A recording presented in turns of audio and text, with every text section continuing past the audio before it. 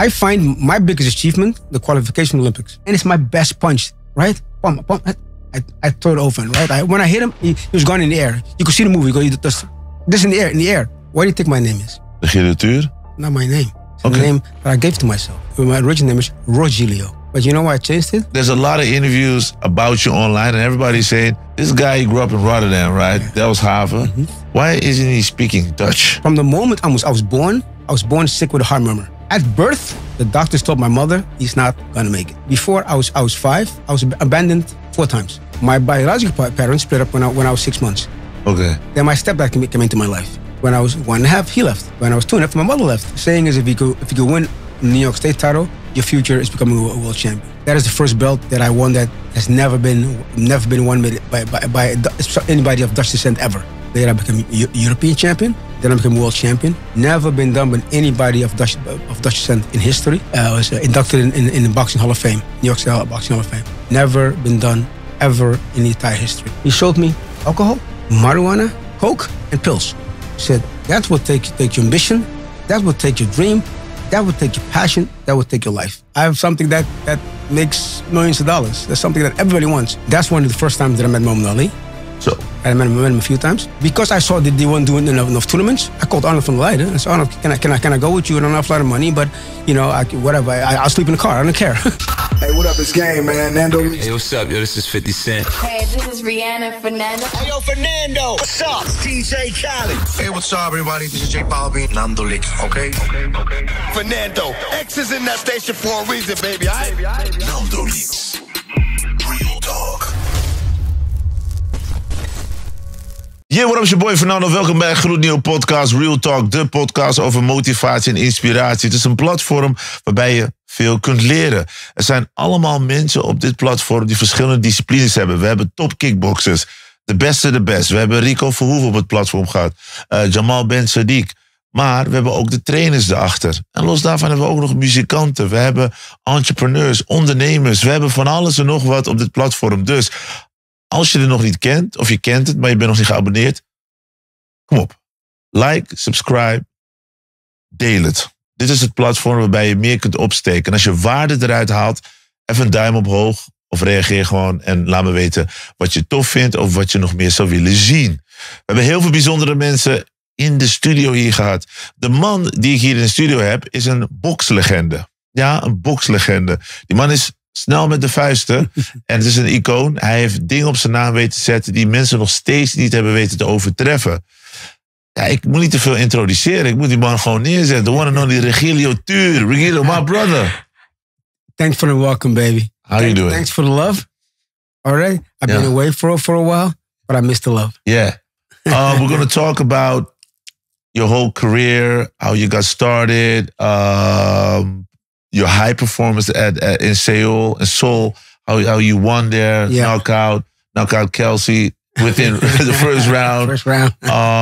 But first, like, there's a lot of interviews about you online, and everybody's saying, this guy grew up in Rotterdam, right? Yeah. That was Haven. Why isn't he speaking Dutch? Well, there's 2 components to that, right? That shows you how much people, actually pay attention to what you're saying and what you're doing and what your life's about, and how much people actually know about me, right? Like, let's start with my name. What do you think my name is? Regilio Tuur? Okay, not my name. It's the name that I gave to myself. It's not my original name. Is that your real name? No. My original name is Regilio. Regilio? Yes. But you know why I changed it? No. When I was a kid, they used to call Rocheltje. You know, in Rotterdam, Rochelm means spitting. Yeah. I didn't like it. So I changed the name. Oh, wow. Didn't know that. Nobody knows that. Yeah. But they think that they know so much about you. Everybody thinks my name is Regilio. No, I changed it into Regilio. My name is Regilio. That's in my passport. That's in my birth certificate. That's one. Yeah. All right? Now, ask all of them who so-called know stuff about me. Nobody knows that. Yeah. That's one. Right? So one of many. Second, if you know me close by, you'll know that my dad spoke English. I was raised with English. English is my first language. Right? My mom speaks Dutch. My mom's a bounty. Yeah. You know, I love it to get, but I call my dad used to call a bounty. But my first language is English. My language of comfort is English, what I feel best. Now, I can understand Dutch, Surinamese, German, French. My Italian is pretty okay. I understand many languages. But my comfort zone is always English, how I feel, where I feel good. And I'll tell you a little more about that later. And when I was younger, and if you know me well enough, if you know me close, you know that English is my preferred language. When I was younger, I always had to, because of interviews and television and stuff, and speak Dutch. Wow, that's not my comfort zone. So my most part of my life, I've done things that are outside my comfort zone. Understand? Yeah. Done things because that's what was asked of me. Not ask what I wanted to, but ask what I had to. And is that the reason why you focus now on doing stuff that feels good to you? That you're focused on, okay, English is my comfort space, feels good, I'm going to do that. I'm not going to be... I'm explaining to you a little more. So, my dad also spoke English. My mom Dutch, right? So I understand fluently, right? My dad came to Holland with the huge smile on his face, the land of opportunity. But he died, not so happy. Because he came, with a huge smile on his face and then he became something that he didn't want to be. That is? And that is, my dad was a very creative man. He was like an amazing chef. I mean, he can cook, he could all the creative stuff. But in that time, in the 70s, that didn't work. You know what I mean? There's, there were no amazing Sudanese restaurants. There were no amazing, there was no space for creativity, for urban creativity. Mm-hmm. The space that's around now. So we had to work in the harbors, which he hated. You know what I mean? So he had to do things in life that he didn't want to do. And he explained it to me very well. He said, "There's come a point in life that you're gonna have to make a choice, right? That you want to live your life or somebody else's life. How they want to see you." And after my dad passed away many years ago, I said, this is my life. I live once, right? But if I do it right once should be enough, right? So I live life. And my dad had this quote that he used to lie. He said, if you're lucky, you're born twice, right? The first time, you have nothing to say of it. So make sure that the second one is on your own terms. I'm reborn under my own terms. You know why I know this? That's why I have this huge smile on my face. Yeah. Nothing gets me down because I live life on my terms.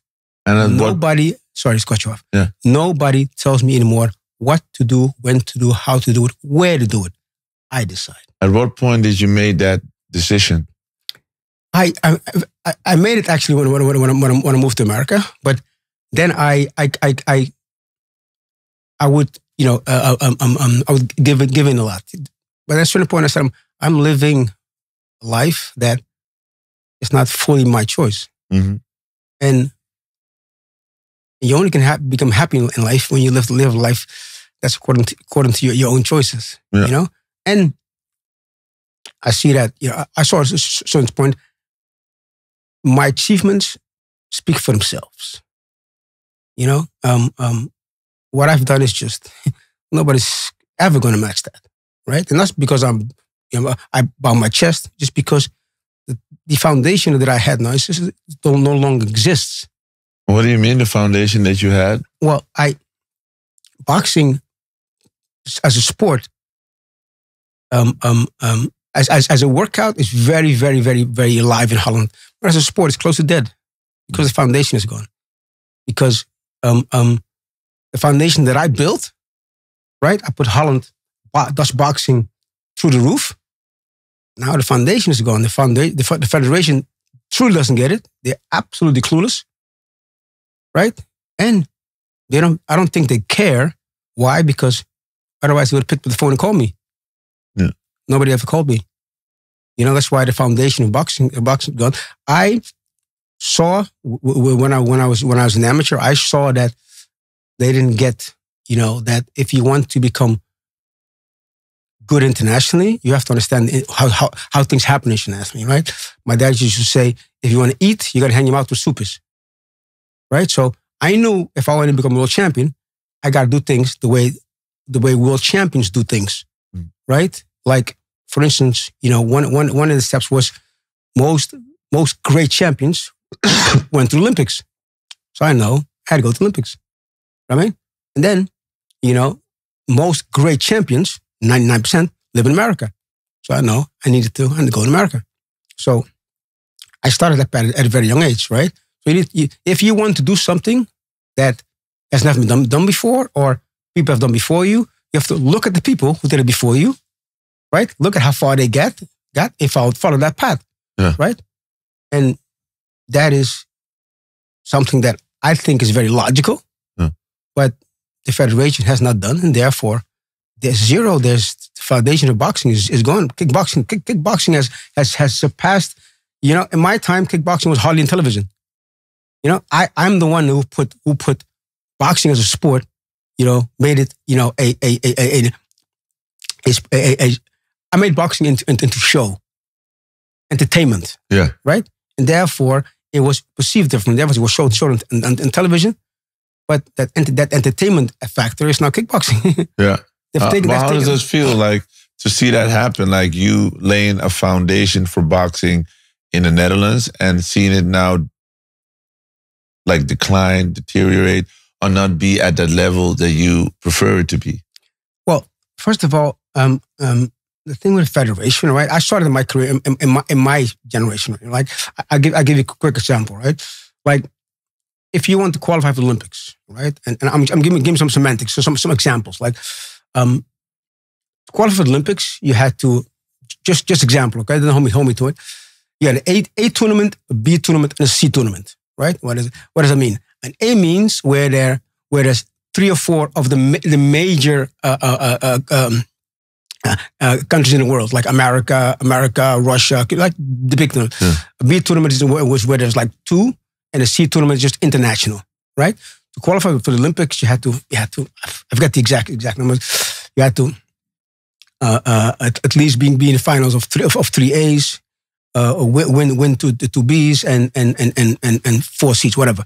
So let's say total 10 times score, as a medal, at least.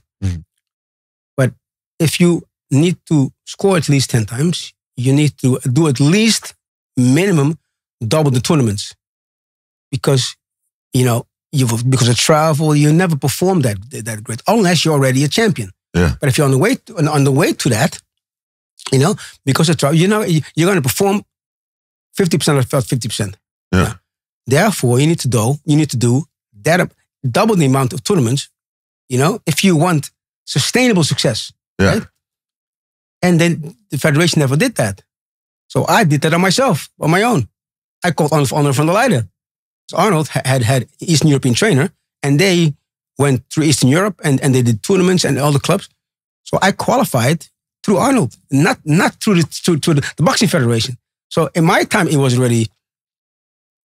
So they didn't get it, right? So if you just look at what I did, just retrace the steps that I did that I take, and just copy that, right? Because I saw that they weren't doing enough tournaments, I called Arnold van der Leijden and said, Arnold, can I go with you? I don't have a lot of money, but whatever. I'll sleep in the car. I don't care. Yeah, you know what I mean? And Arnold took me with him, and I qualified there. If I had done it through the federation, I would have never qualified. That's one. And then second, so when I moved to America, again, I was overly clear. I was saying it since I'm 14 years old. I'm going to become world champion. Yeah. And with my dad's help, with the guidance, we laid out a path, right? And one of the things was if you want to eat, you can hang your mouth where the soup is. You want a world champion, you got to move to America where the world champions are. Yeah. So when I moved to America, after Banks, after I created that path, I got a contract with Madison Square Garden, the first and only Dutchman ever in history. And I started climbing the ranks, right? At a certain point, against all odds, I was ranked number 35 in the world. Yeah. Nobody thought that I could even get that close. But if you, the European boxing title, there's only one European champion. Yeah. But the world title, because the world's so big, is 4 titles. Four major titles, okay? Yes. Now, 4 recognized titles. But if you rank 35 at one of the titles, but you become European champion, okay? You make a massive jump in the rankings. Yeah. So I would have gone from 35 within top 10. Yeah. Just because Europe you have only one champion because it's unified. You follow? Yeah. So, and then again, after Banks, after I put boxing there, Holland. So, but in order to fight for European title, you need to have a European license. Now, again, I was now living in America, so I have American residency, I have an American trainer, I have an American manager, an American promoter.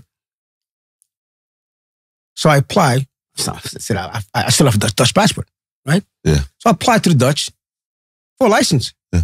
What do you think? They didn't give it to you. They didn't give it to me. They didn't give it to me. And you needed that to rank higher. Of course, because you need to fight for European title. You need to have a European, European license. And I for that, I kept the Dutch passport for that. Yeah. Right? I had American residency, but I fought for it. Yeah. So I keep the Dutch passport. So then I could fight for European title. Yeah. And they wouldn't give it to me. Why? Did you ask them? Of course, why? I asked them, but to me, at certain points, after I had done with Banks already, I'm like, you're not giving it to me? Yeah. And their reason was because I had an American manager, American promoter. That is so small-mindedness. Wow. That's what I dealt with in my entire career. And then guess what? And the Belgians called me and gave me 50,000 euros. I got gulden back then. Yeah. To become Belgian.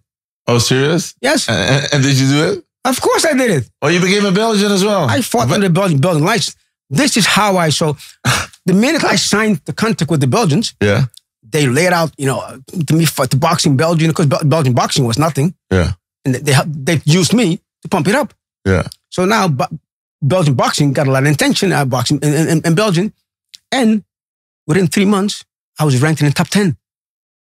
I was ranked number 2 of Europe, to 5 European title. And I was ranked in top 10 in the world. That means if I become a European champion, I'm ranked in top 5. Yeah. That cuts 5 years out of my career. Yeah. And the Dutch Federation was blocking that.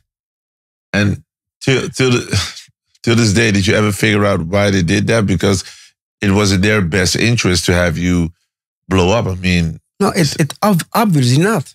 Because all the decisions I saw them make, yeah, because there were a bunch of old men who didn't understand how boxing worked. Yeah. Yes, they understood it 100 years ago. Yeah. Just like boxing, like anything else evolved. Yeah. Like, I know how it works now. Yeah. Right? But if I'm out 30 years from now, I might not know anymore. Yeah. Right? Yeah. But I know everything now. Yeah. Everything inside out, who, what, where, what, and how, of the highest level of boxing. Yeah. Well, again, when I say level, I mean the highest level, right? And there's a bunch of people who have never left the country, right? And don't know what it is, don't make decisions. So what are you going to get? Unbelievable. And at this point, you were already like world champion at the Olympics? Oh, so at the Olympics, so how does it work? It's how boxing works, right? You have the amateurs and the pros. Yeah. Right? So the amateurs, the highest of the amateurs, the top is the Olympics. Can't go higher than that, right? Yeah. Now, so if you win the Olympic medal, especially the Olympic gold, that's a big deal, right? If you score within the top 10 of the Olympics, you're getting a pro contract, right? Now, I knocked out the American world champion, right? And the story behind that is also a very interesting story, because let me make one step back. You mind if I do step back? Yeah, this is real talk. Let me make a step back. To give you an understanding how my mind works, all right? I got to start in the beginning. I was always counted out. What you mean? From the moment I was born, I was born sick with a heart murmur. Okay? In those days, you didn't survive that. At birth, the doctors told my mother, he's not going to make it. Wow. That's why I called the presentation last week. He's not going to make it. Because I've been hearing it from day one I was born. Of course, I couldn't hear my mom. So from the day I was born, the doctor said to my mother, he's not going to make it. Now, my mother being as tenacious as she is, and my father, they didn't accept that. But the doctor said, up until my 2.5, they said I wouldn't make it. And then, when I turned 3, they said, well, he might live now, but he never will do anything physical in life. You know what they call those Dutch, they call it kastplantje. Yeah, kastplantje, yeah. Right? He will never do anything physical in life. But I want, you know which part of my life I like the most? No. The most difficult part I like the most in my life because it's a massive piece of our history. That story hasn't probably been told. The story been told once. You're probably too young to remember that. How old are you now? I'm 43. Okay, so you're just too young to remember that because you're 14 years old, younger. There was this TV series back in the days, and actually the people that played it were my nieces and nephews, and it was called Kong Hesibaka. It's a book, right? No, it was a TV show. I think later they made a book out of it. Okay, I don't know. Yeah. But there was a TV show. Okay? It's called Kong Hesibaka. All right? And Kong Hesibaka means come back soon. Yeah. Right? Now, what did that mean? That means that is the migration of the Surinamese to Holland. Okay? Now, in that time, you know, when independence was agreement for independence was achieved, they gave the people from Suriname the chance to move to Holland and to become Dutch. Now, of course, most people didn't have the money because KLM still today, ticket is ridiculously high, so ridiculous, and I think KLM did it on purpose. Why? To have as many people come here as possible. Yeah. That's my opinion, because I think it's still ridiculously expensive ticket. Ticket to New York costs less. Long story, but in that time, many people didn't have the money to pay for the ticket. So what happened? Dad went first, right? Yeah. To make money. Then he got mom to make money. Then he got the kids. That's why the kids that was left behind was said, Papa, Mama, Kong Hesibaka. Come back soon. How was that for you then? Because you were born in Paramaribo. Born in Paramaribo, and you see, that's why I said, let me go back a step to give you a clear picture of my life. Yeah. And why I think the way I think. A human being is developed between 0 and 6. The foundation from human is set between 0 and 6 years old. Actually 0 and 3, but 3 to 6 carries it on. Yeah. Carries on, right? So what you experience in that time is crucial importance for the rest of your life, right? And later in life, I learned that a child decides actually between 0 and 6 if it becomes the victim or the victor. Got him? Yeah. So by the time, again, I was born 6, doctor said he's not going to make it. Right? And 3 said, he might live, but he never did into physical life. And then before I was 5, I was abandoned 4 times. 4? By who? I'll explain to you. My biological parents split up when I was 6 months. Okay. Then my stepdad came into my life. Yeah. Okay, the man that raised me. When I was 1.5, he left. When I was 2.5, my mother left. And when I was 3.5, I was separated from all my siblings.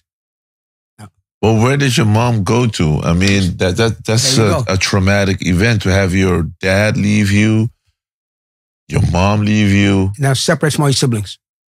Everybody gone. Now, mind you, I was a sick child I'm a mama's boy. I'm a real mama's boy. Suddenly, my stepdad gone, mom gone, separate from all the family. And of course, as a child mind, I said everybody left me. Right? Yeah.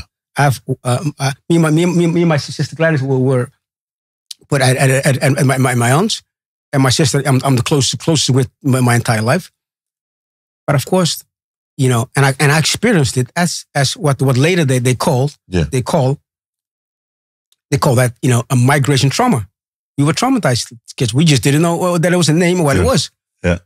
And of course, our parents didn't leave us, but my stepdad came to Holland to work, to make money.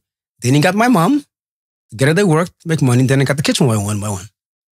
Okay, so your mom fell in love with another guy later after your dad left. After my biological dad left when I was 6, and when I was a year, my stepdad came into my life when I was a year, and he left when I was 3. He came to Holland, actually. Okay. Follow? Okay. So then he worked, got money, got my mother. My mother left. Then together they worked and got the kids. Okay. So by the time I'm 4, you're left alone, Suriname. Left with my sister. So now I'm abandoned 4 times before the age of 4. Now, this when a child decides, this later in life I learned that it's called migration trauma. Yeah. Okay. This is where a child decides, becomes a victim or the victor. Oh. All right? Yeah. Follow? Yeah. Now, this is what Kong Ishibaka, it's an old Surinamese. I think I was 9, 10 when it was on television. So that's like 46 years ago or whatever, right? 47 years ago. But that story has been told this much. Yeah. But do you know how many of us went through that? A lot. I would imagine a lot. I mean, yeah. You're the age of my little brother who was born here. Yeah. Right? But all the ones above 45 were not born here. Yeah. Almost, right? Yeah. So that story, now, and I've experienced it from the child's standpoint, right?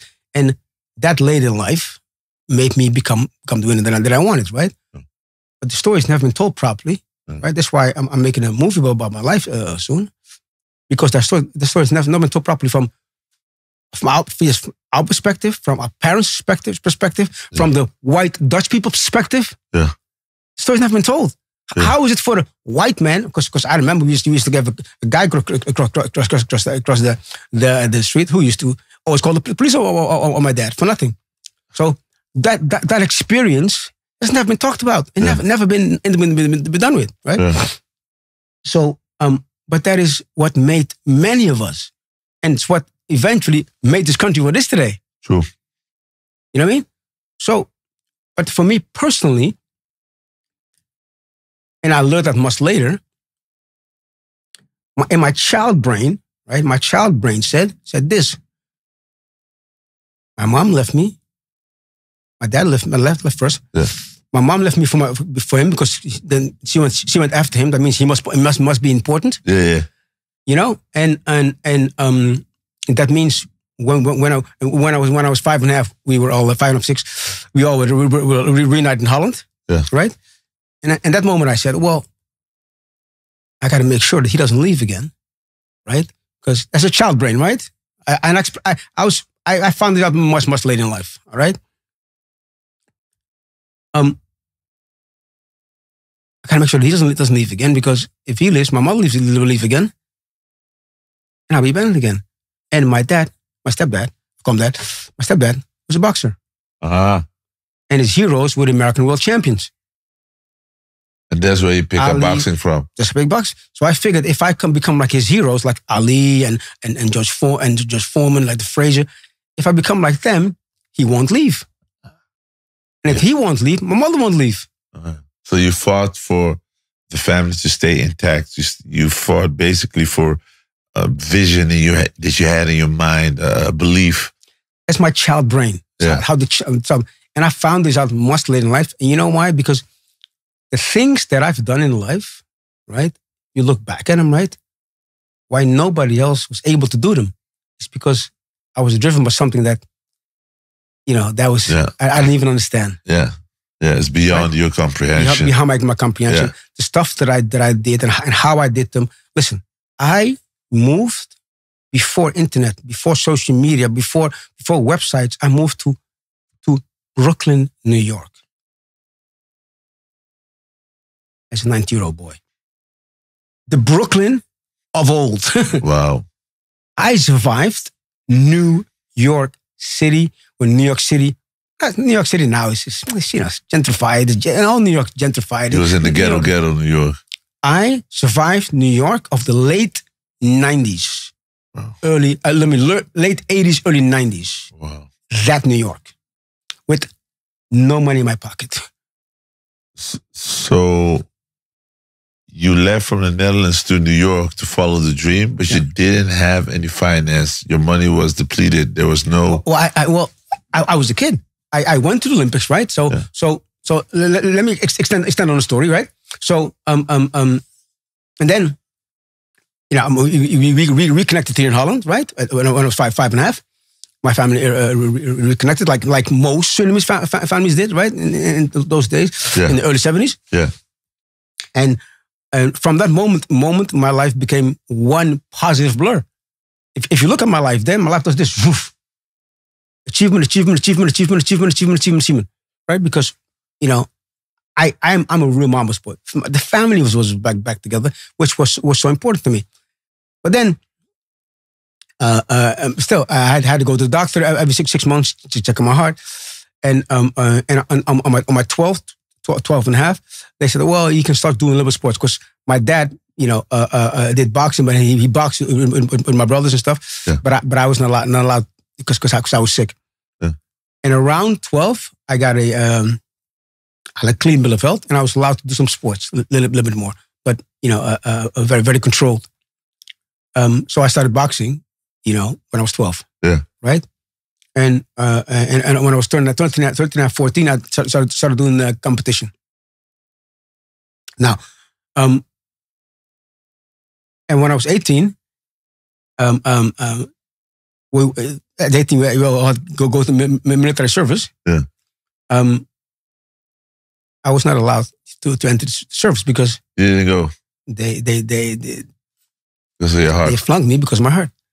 So they said, no, it's not allowed. And I said, but you haven't even probably tested me. I mean, no, because you have a history of heart problems, you're not allowed, right?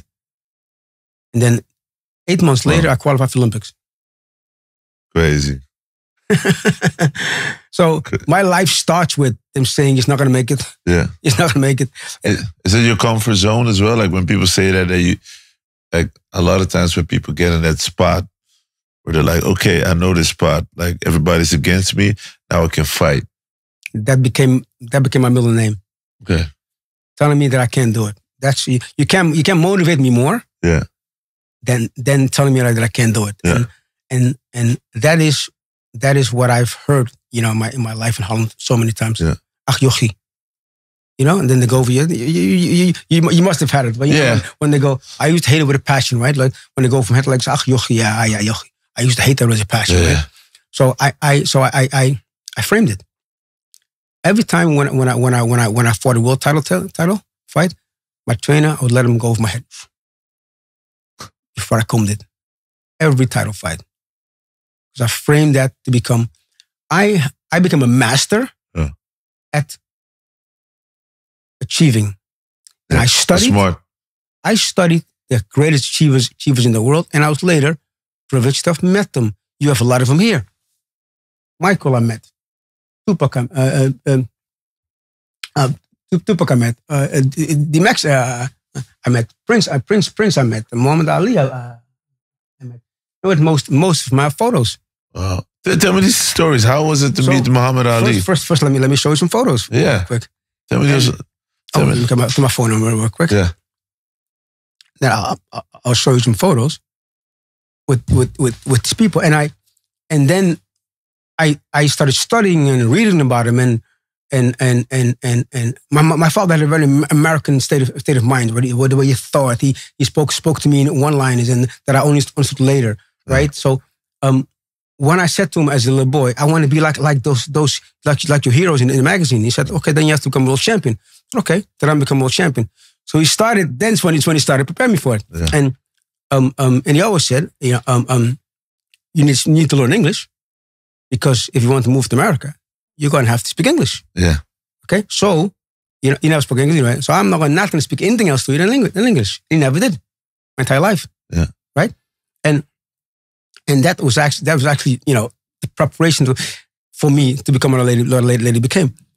When I was 14, 15, took me to the table. Papa. Took me to the table. He showed me alcohol, marijuana, coke, and pills. He said, that will take your ambition, that will take your dream, that will take your passion, that will take your life. But he would drink. He would drink once in a while, and later he became a Rastafari, and he would smoke weed. He says, but you can't do that because you say your friends are going to do it. Your friends are going to drink alcohol. They're going to get girls pregnant. All this stuff.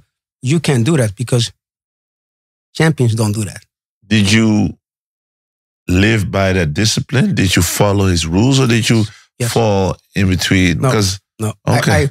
I was so focused on becoming world champion. And I didn't understand. I didn't question it first of all. But only later in life I understood why I was so. I had the one goal. Yeah. Right. One goal. That was becoming world champion. Right. And only later in life I understood where that drive came from. Yeah. And so he used those things to discipline me. Yeah. Smart. Right? But like people now that are watching or listening to this podcast and like, okay, he's a boxing legend and they're maybe not familiar with your accolades. Could you delve into that and tell us what those accolades are that you have and that you're very proud of? Because it's very important to lay the foundation of the blueprint. Because you fought at the Olympics, but tell these people what you've attained, what has never been done after you. Exactly. Well, first of all, I find my biggest achievement the qualification of the Olympics. Why? Why? Because that was actually the hardest thing. Because that put me in the path. Right? Once I was in the path, once I was in the air, and qualified for the Olympics. Again, as a story I told you before, I had zero cooperation from the federation. Right? Yeah. And I pretty much did it mostly myself, the training also, and then later on with the help from Arno van der Leijden. Arno van der Leijden is the only boxer ever to win two bronze medals at the Olympics. Arnold van der Leijden. He's half black, half white. He's from Limburg, and he had gone to the '84 Olympics already. Okay, and I qualified for the '88, but through his help. Yeah.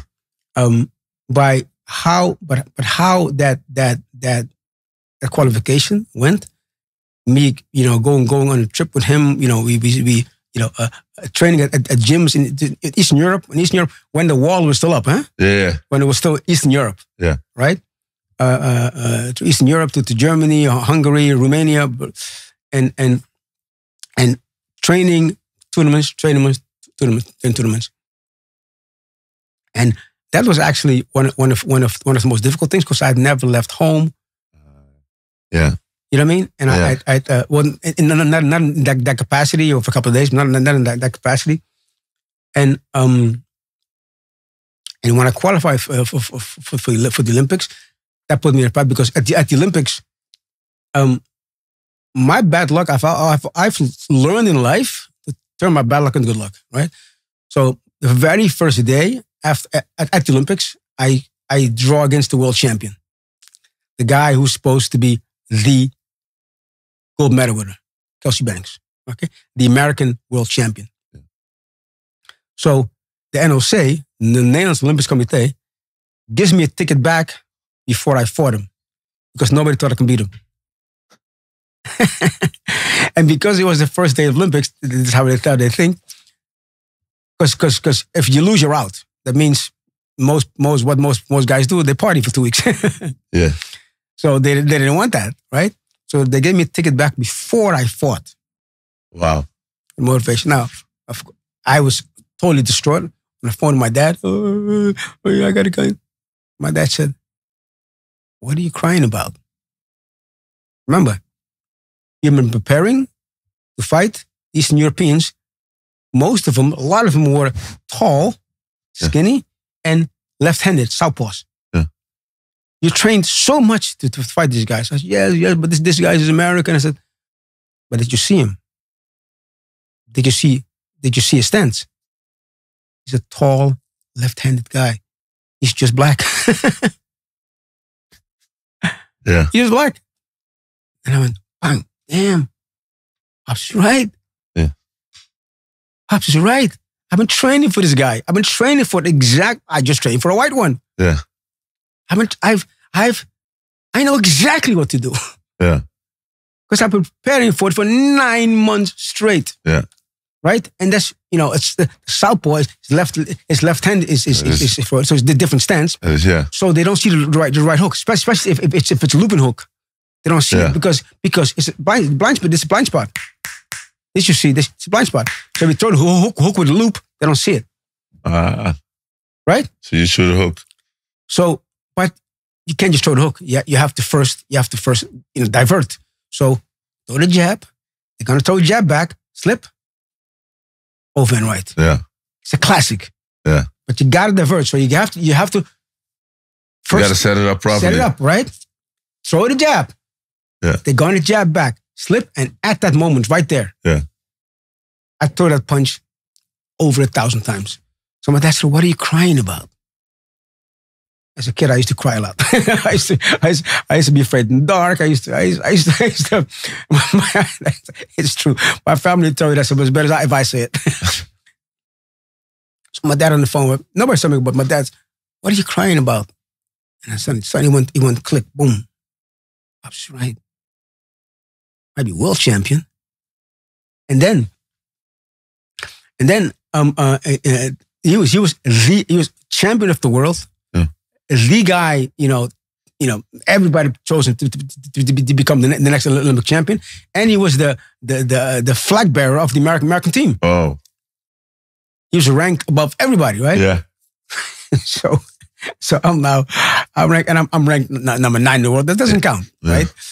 I'm supposed to fight the world champion, and nobody gives me a chance. Nobody gives me a chance. And then back then, when you went to when you went to preparation, you get your gloves on, and then you can do warm up, right?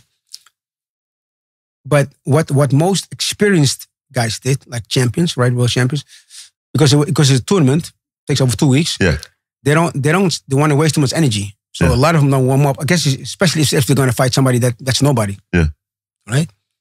So I'm warming up, and I see the guy, he's not warming up. I see him, he's not warming up. I see him, right? And he's talking to the press. But I had studied Mike Tyson. I studied all the time. Mike Tyson always go to the ring sweating. Why? Because then you can start immediately because you warmed up. Yeah. Right? And if the other person is not warmed up and you catch him, somebody that's not warmed up, you catch him with a good shot, they're going down, right? Wow. So I see he's not warming up. So it's my moment. Listen, I throw the punch over 900 times. Yeah. All my trainings made from those days will tell you. He's a southpaw. He doesn't know who I am because he sees, they see on the paper, Regilio Tuur, you see, they thought I had blonde and blue eyes. Yeah. Because Americans don't know, they see my name. Yeah. Right? So they know nothing about me. And I have overhand right. I dropped heavyweights with that. Yeah. I can punch with overhand right. Yeah. I can knock down. I have knocked down heavyweights with overhand right. All right. So I can hit with the overhand right. He doesn't know nothing about me. Yeah. He doesn't know about overhand right. I now know he's a southpaw. And Arnold told me one thing. When he gets comfortable, get lazy, he drops the left hand. And in the fight, you can see it's like a movie. Yeah. It takes a split second, but for me, it takes like an hour. Right? I throw the punch at him, right? Throw the punch, okay? He throws the jab and brings him back here. As it opens. I said slip, and you can see, in the film it's this, right? Yeah. But it's this, and I pull, and it's like I look, I'm like, my God, I've trained for this so long. Wow. and it's my best punch, right? Boom, boom, I throw it open, right? When I hit him, he was gone in the air. You could see the movie. He goes, this in the air. Yeah. Out. Yeah. Out in the air. I knew it in me. And like, if there ever was a chance in life, this is it. Yeah. That's how your career started. I knocked out the American world champion at the Olympics. Everything stopped. Yeah. Entire boxing world was on his head. The Americans, nobody could believe he would have. Wow. No. 1988, right? 1988. And anybody above 35 remembers this moment. Yeah. And you're also in the Hall of Fame. Could you tell us about it as well? You're also in the Hall of Fame. And then so after that, so that's okay. Pros to amateurs, right? Yeah.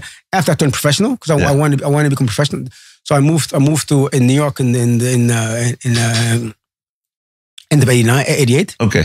Then I moved to New York and I got a contract with Madison Square Garden, which is was the mecca of sports back then, Madison Square Garden, and I started climbing the ranks. First title that I won is the old saying, if you can make it here, you can make it anywhere. New York City. And the first title that I won is the New York State title. Right now, if you become the saying is if you could win a New York State title, your future is becoming a world champion. So that is the first belt that I won that has never been won by anybody of Dutch descent ever. New York State Championship. Later I became European champion. That has been done by more Dutch people. Then I became world champion. Okay, world champion, same thing. Never been done by anybody of Dutch descent in history, ever. And then after that, I was inducted in the Boxing Hall of Fame, New York State Boxing Hall of Fame. Never been done ever in the entire history. Kickboxing, we have many champions, all this stuff we have. Wow. MMA, boxing, nobody even came halfway. Okay. There's one huge name, Rudy Koopmans. Massive name. I climbed on his shoulder. Yeah. Right, and then I jumped. Right. Yeah. But other than Rudy, nobody if come close. After that, even though we had some good fighters, generation right after me, right? Poeder, Daily Boss, Jovo, great fighters, yeah. But none of them made it that far. None of them surpassed. And I think that I had something to do with that because I had to do everything myself. Yeah. Right. Moved to New York. This literally, finding an apartment. Knowing where the subway is going. Yeah. This is before internet. This is before, finding your way around in New York City. Just those simple things are hard enough, right? Yeah. When I was there a couple of years and they went to the 92 Olympics. And then I was there already, for almost 4 years already. And I think I helped them too much. When they came over, I helped them with the apartment. By then, I know everything about the gym. I know the area. I know the managers. Yeah. So none of them actually. I really thought that we had at least two new world champions there. Daily Boss was really good. I mean, Jovo he didn't have a punch, but he's a real good boxer. Yeah. Right? And Poeder was awkward because he's left-handed, but his left foot is forward. Yeah. But I think that, that grit that I had, to really bite deep. It became a survival skill. Yeah. And none of them lived up to the potential that I really thought they had. And we had not a great fight in Hall. His name is Regilio Tuur. It's my namesake, but also, Wow. And you were early explaining stories about meeting your idols and your dad's idols, one of them being Muhammad Ali. Yeah. How was that like meeting him? I mean, one of the greatest boxers. Muhammad Ali is one of the greatest people I've lived, Yeah. It's not just even boxing wise, right? He's one of the greatest human beings. Yeah. Ever lived, and I met people like Jordan, Mike Tyson. Michael Jackson. I met all three Mikes. Back in the days, we say, be like Mike, yeah. Tyson, Jordan, Jackson. How was that? Like, take us to the anecdotes. So, like, so you want to hear stories? You want to hear stories? Meeting. Let me show you. So you can zoom it in later. Oh yeah. Right. Yeah. The legend. Yeah. Meeting Muhammad Ali. So when I moved to New York in '89, I signed to Madison Square Garden, and I did really, really good from the beginning already.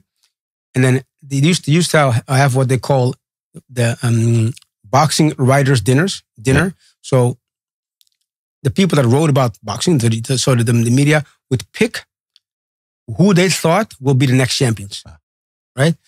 And then they would get to meet the greats, and the greats in sport, right? So not just in boxing. It's boxing and both in sports. So so Jordan, excuse me.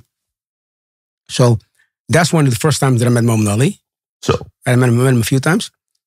So when I met Michael Jordan. What did you say? Did you say anything? Was it interaction? Did you say? Well, yes, Ali's especially he wasn't that sick yet, right? Yeah. Ali's character, you can see that. I have a photo, that is he squares up against me, like so. So somebody told him, oh, he's from Europe and he speaks European language, and they were like, what you mean Europe? What you mean Europe? Ali's a character, right? He squares off, it gives you a great photo moment. So Muhammad Ali is not just the greatest boxer; he's one of the greatest human beings ever lived. Yeah. Right? That's we are today as a world where we are people like Muhammad Ali. So, and he was one of my dad's greatest heroes, right? So you got to meet him. That's amazing. I got to meet him, right? And Michael Jordan, what was that like? Well, Michael Jordan's a quiet guy. He doesn't speak too much. He doesn't. Okay. He shakes your hand, and he said, "Oh, hey, you Olympics, you did great, huh?" Somebody whispers in his ear. But Mike Jackson's very tactical. He's very quiet guy. He shakes your hand. He says, takes your neck. Go, bro. Yeah. You know what I mean? Stuff like that. He's kind of laid back. And Tupac, you also say what's your Tupac story? So I'll tell you Tupac story. I'll show you. So first, let me show you. So Mike Tyson as well. Yeah. Tell us the Mike Tyson story. So. The first time I met Mike is I fought. I had just renewed my contract with Madison Square Garden, and we fought in Atlantic City. Atlantic City is like small Las Vegas, okay, but near New York, like a 2 hours drive. And most hotels, a lot of hotels were owned by.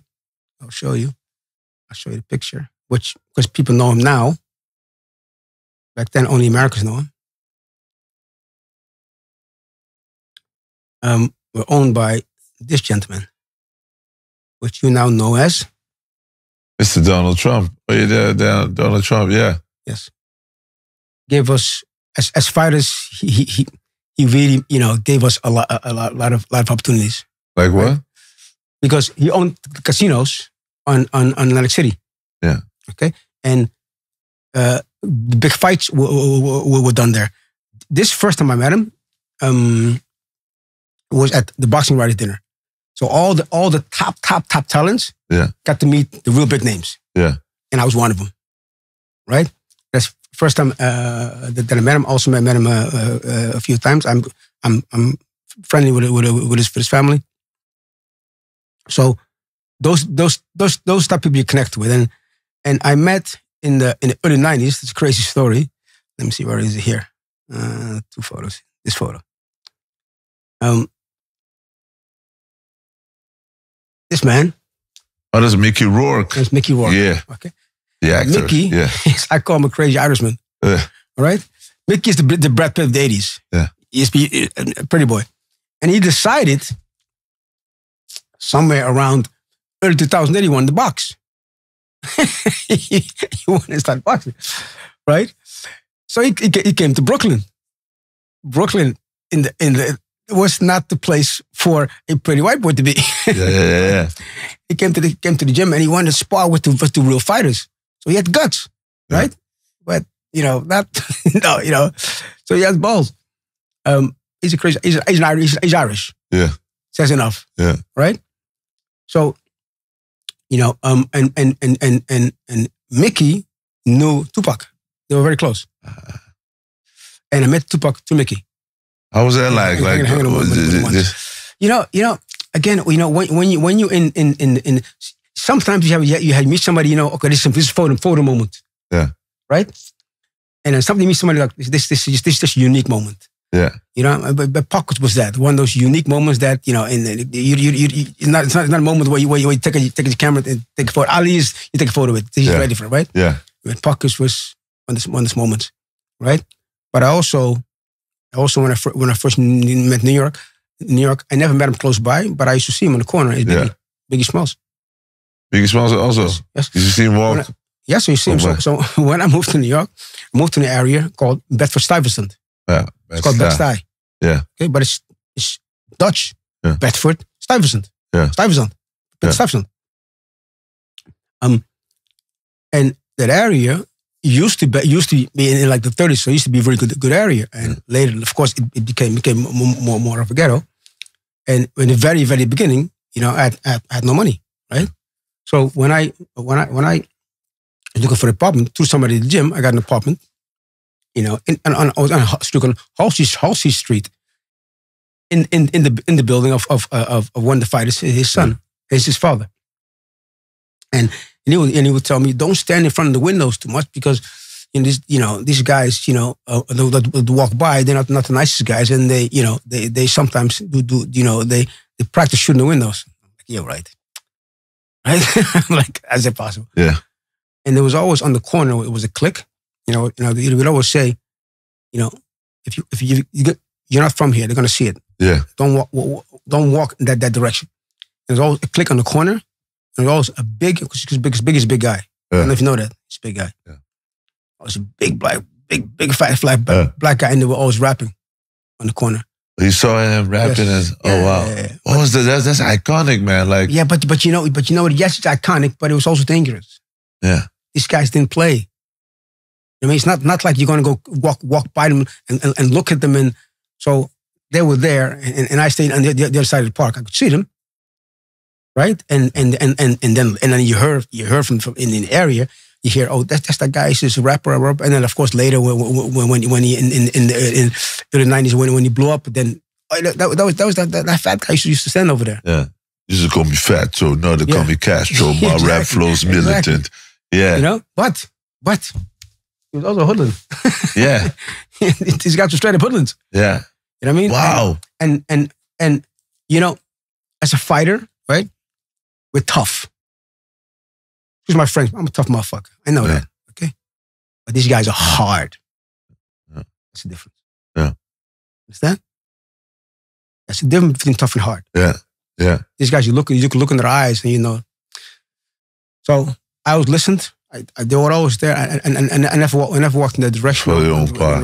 And especially, they see how you dress, how you talk, that you're not from there. Yeah. So leave you alone. Yeah. You know what I mean?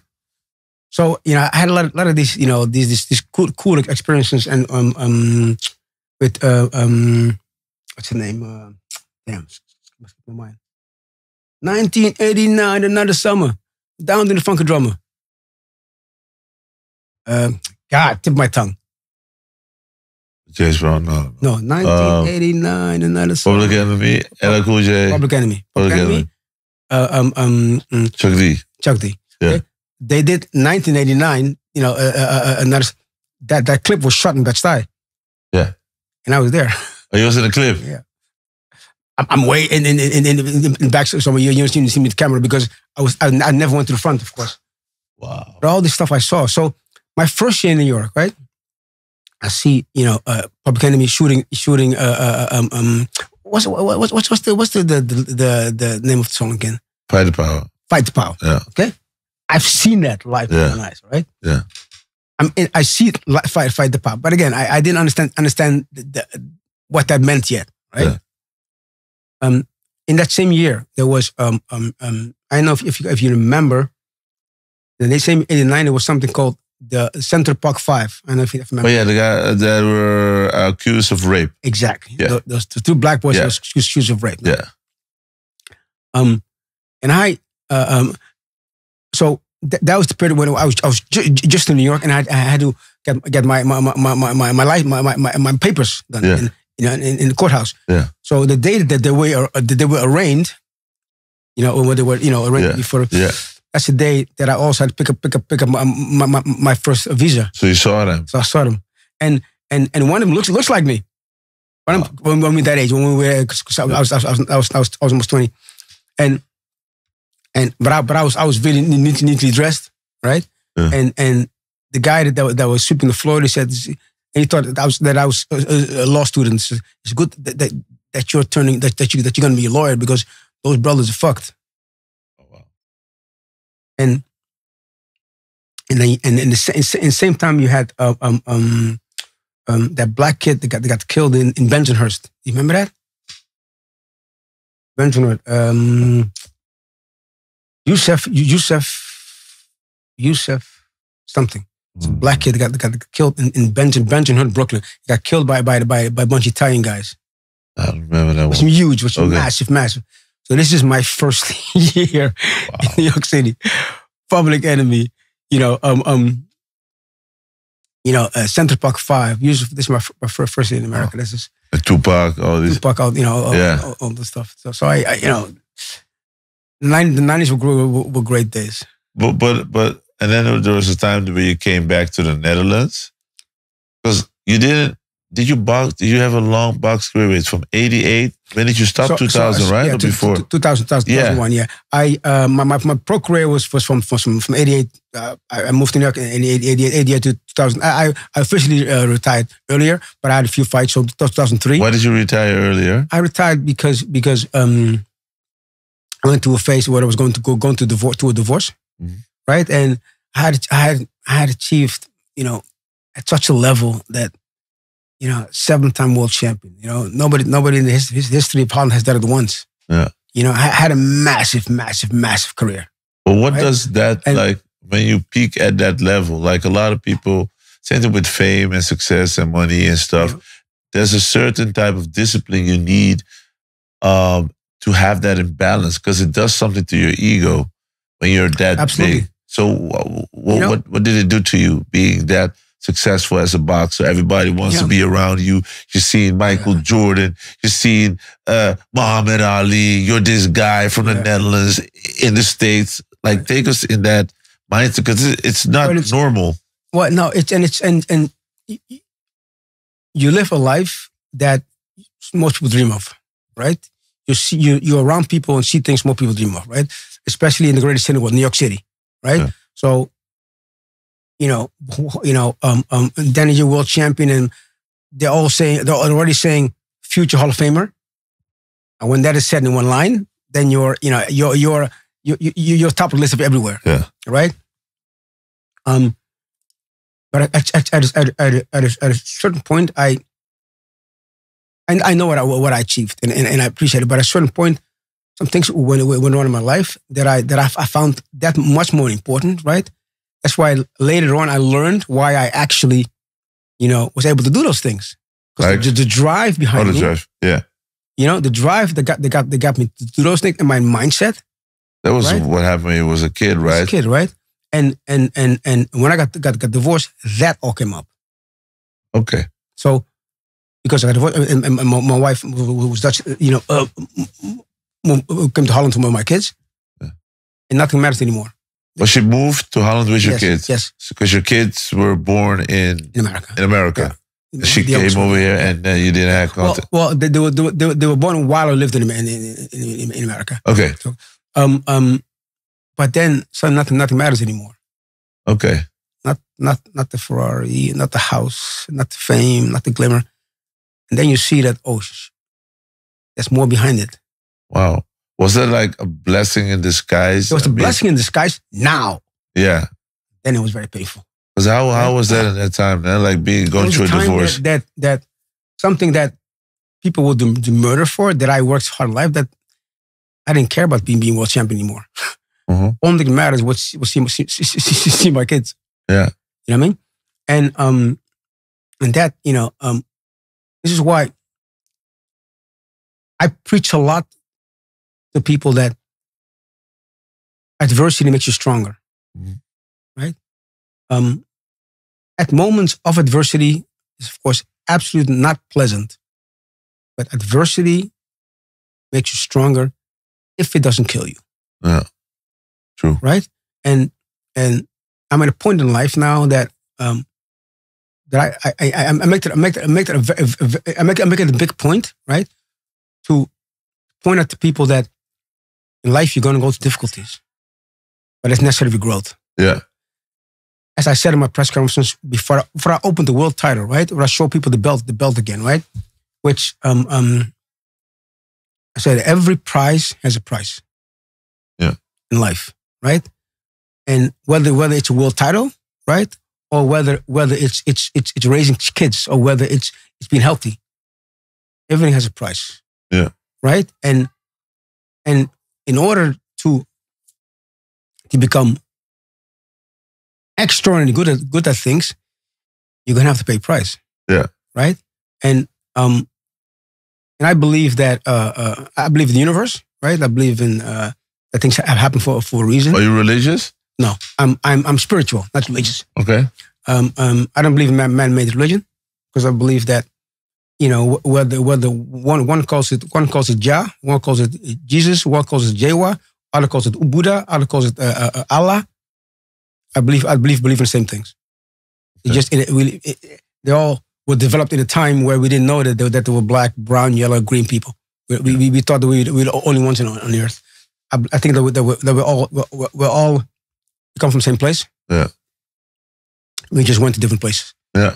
And like to go deeper in you as a father. What kind of person were you? Because now we have you as the boxer, the successful boxer that came from shit and went to sugar, that came from being abandoned to finding your way, to having that work ethic that brought you the world title.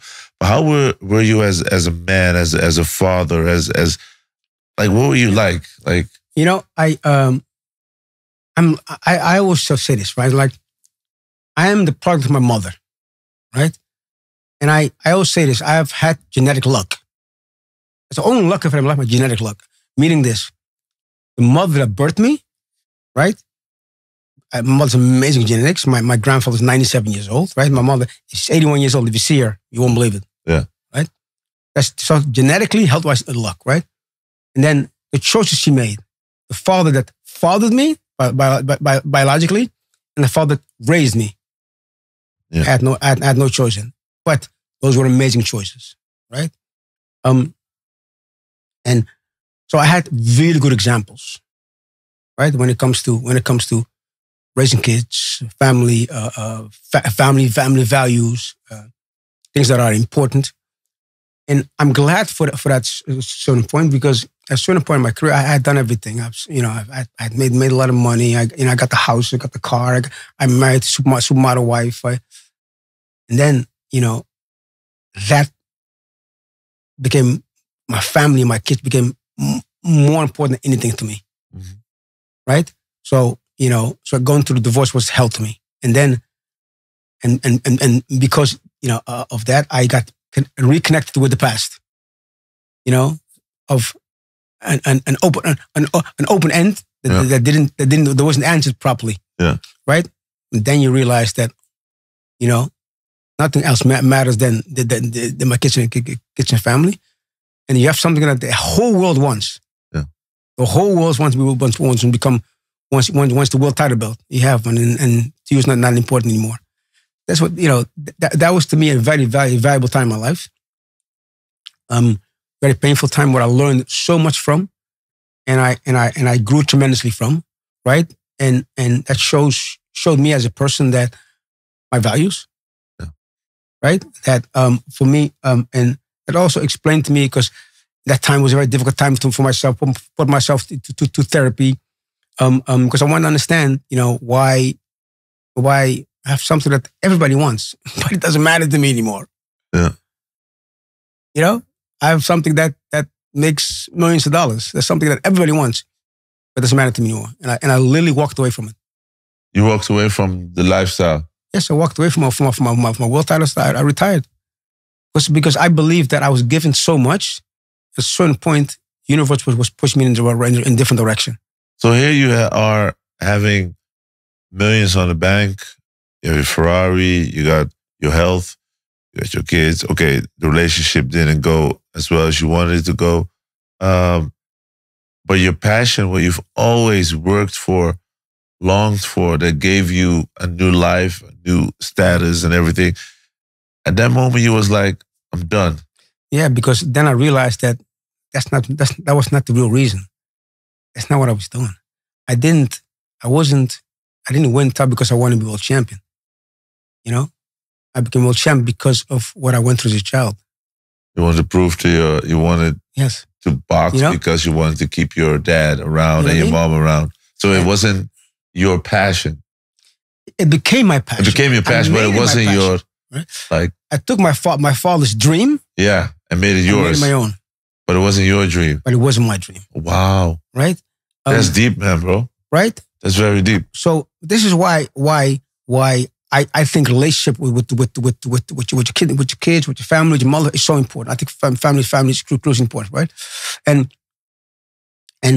to me, you know, I only found this out much later in life, right? When I'm already successful, right? Yeah. So of course, from the moment that I landed in Holland as a boy, my life was roof. Because I reconnected with my family, and I got questioned again when the contact with my kids broke, right? And that showed me actually what I was made of. That actually the part that taught me the most about myself. Like, I did all this because of that, right? And I went through a phase of you know, again, if you have something everybody wants, right? But something else is so much more important to you, and nobody understands it. Wow! I walked away from for a world title belt, and nobody understood it. Yeah, why you retiring? Why this and this? And I believe that I was given something that was taken from me. Wow, that's deep, man. Because like, right? I've never seen people really walk away from money and success. I've had people on this platform that left their successful music career in order for religion. Yeah. But your situation is also very different because you don't believe in a God. You're spiritual. Yeah. But to actually leave a successful career and like, because boxing is very lucrative. Boxing is very lucrative, but you know what it is? A certain point in life actually questions. Mm-hmm. And life tests you to see what you're made of. That's what I believe, right? And I was tested a lot in my life, right? And I was given an ability, you know, through trial and error, right, to overcome any adversity. Yeah. Yeah. I fear nothing, right? Again, slip, yes. Fall down, yes. Push down, yes. Knock down, yes. All no problem. Stay down, that's a problem to me. And I've learned, and I was given that, right? I developed it through my life, right? And that's a gift. Yeah. Of living a fearless life, it's a gift. Yeah. Because now you can do things what you want. Yeah. What's in your heart, right? Yeah. Like, I don't, you know, I answer the question to you. And I give a funny, somebody, why do you speak English? Fuck you. Uh-huh. None of your business, my business. Answer to you because it's, you know, now we're going into the deeper conversation about it, and I'm explaining the why behind me, right? Yeah.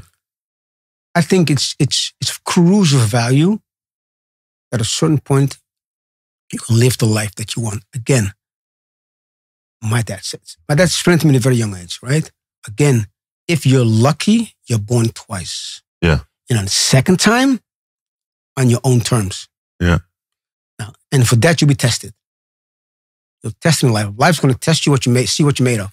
How did you get tested in life? Right. With that situation, I could choose live the life of the superstar and fame and keep doing that and forget about my kids, or focus on that. Right. And that was me. That to me pulled so strong on me.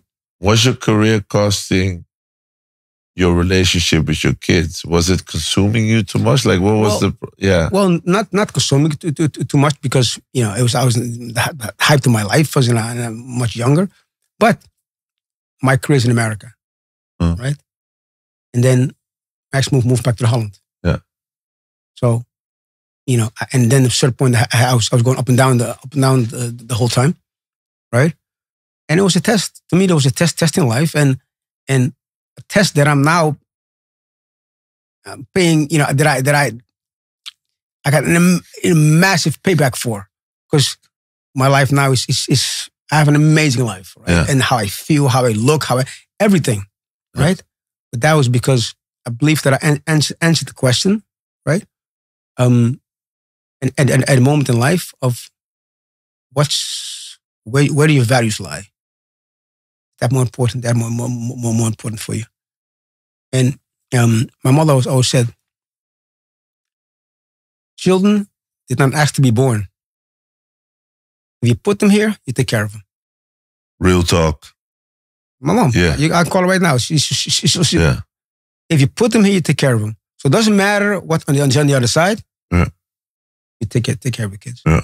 For me, that was then the most important. It was a test, huge test in life, and it didn't go smooth. I went to a lot of headache, a lot of shit.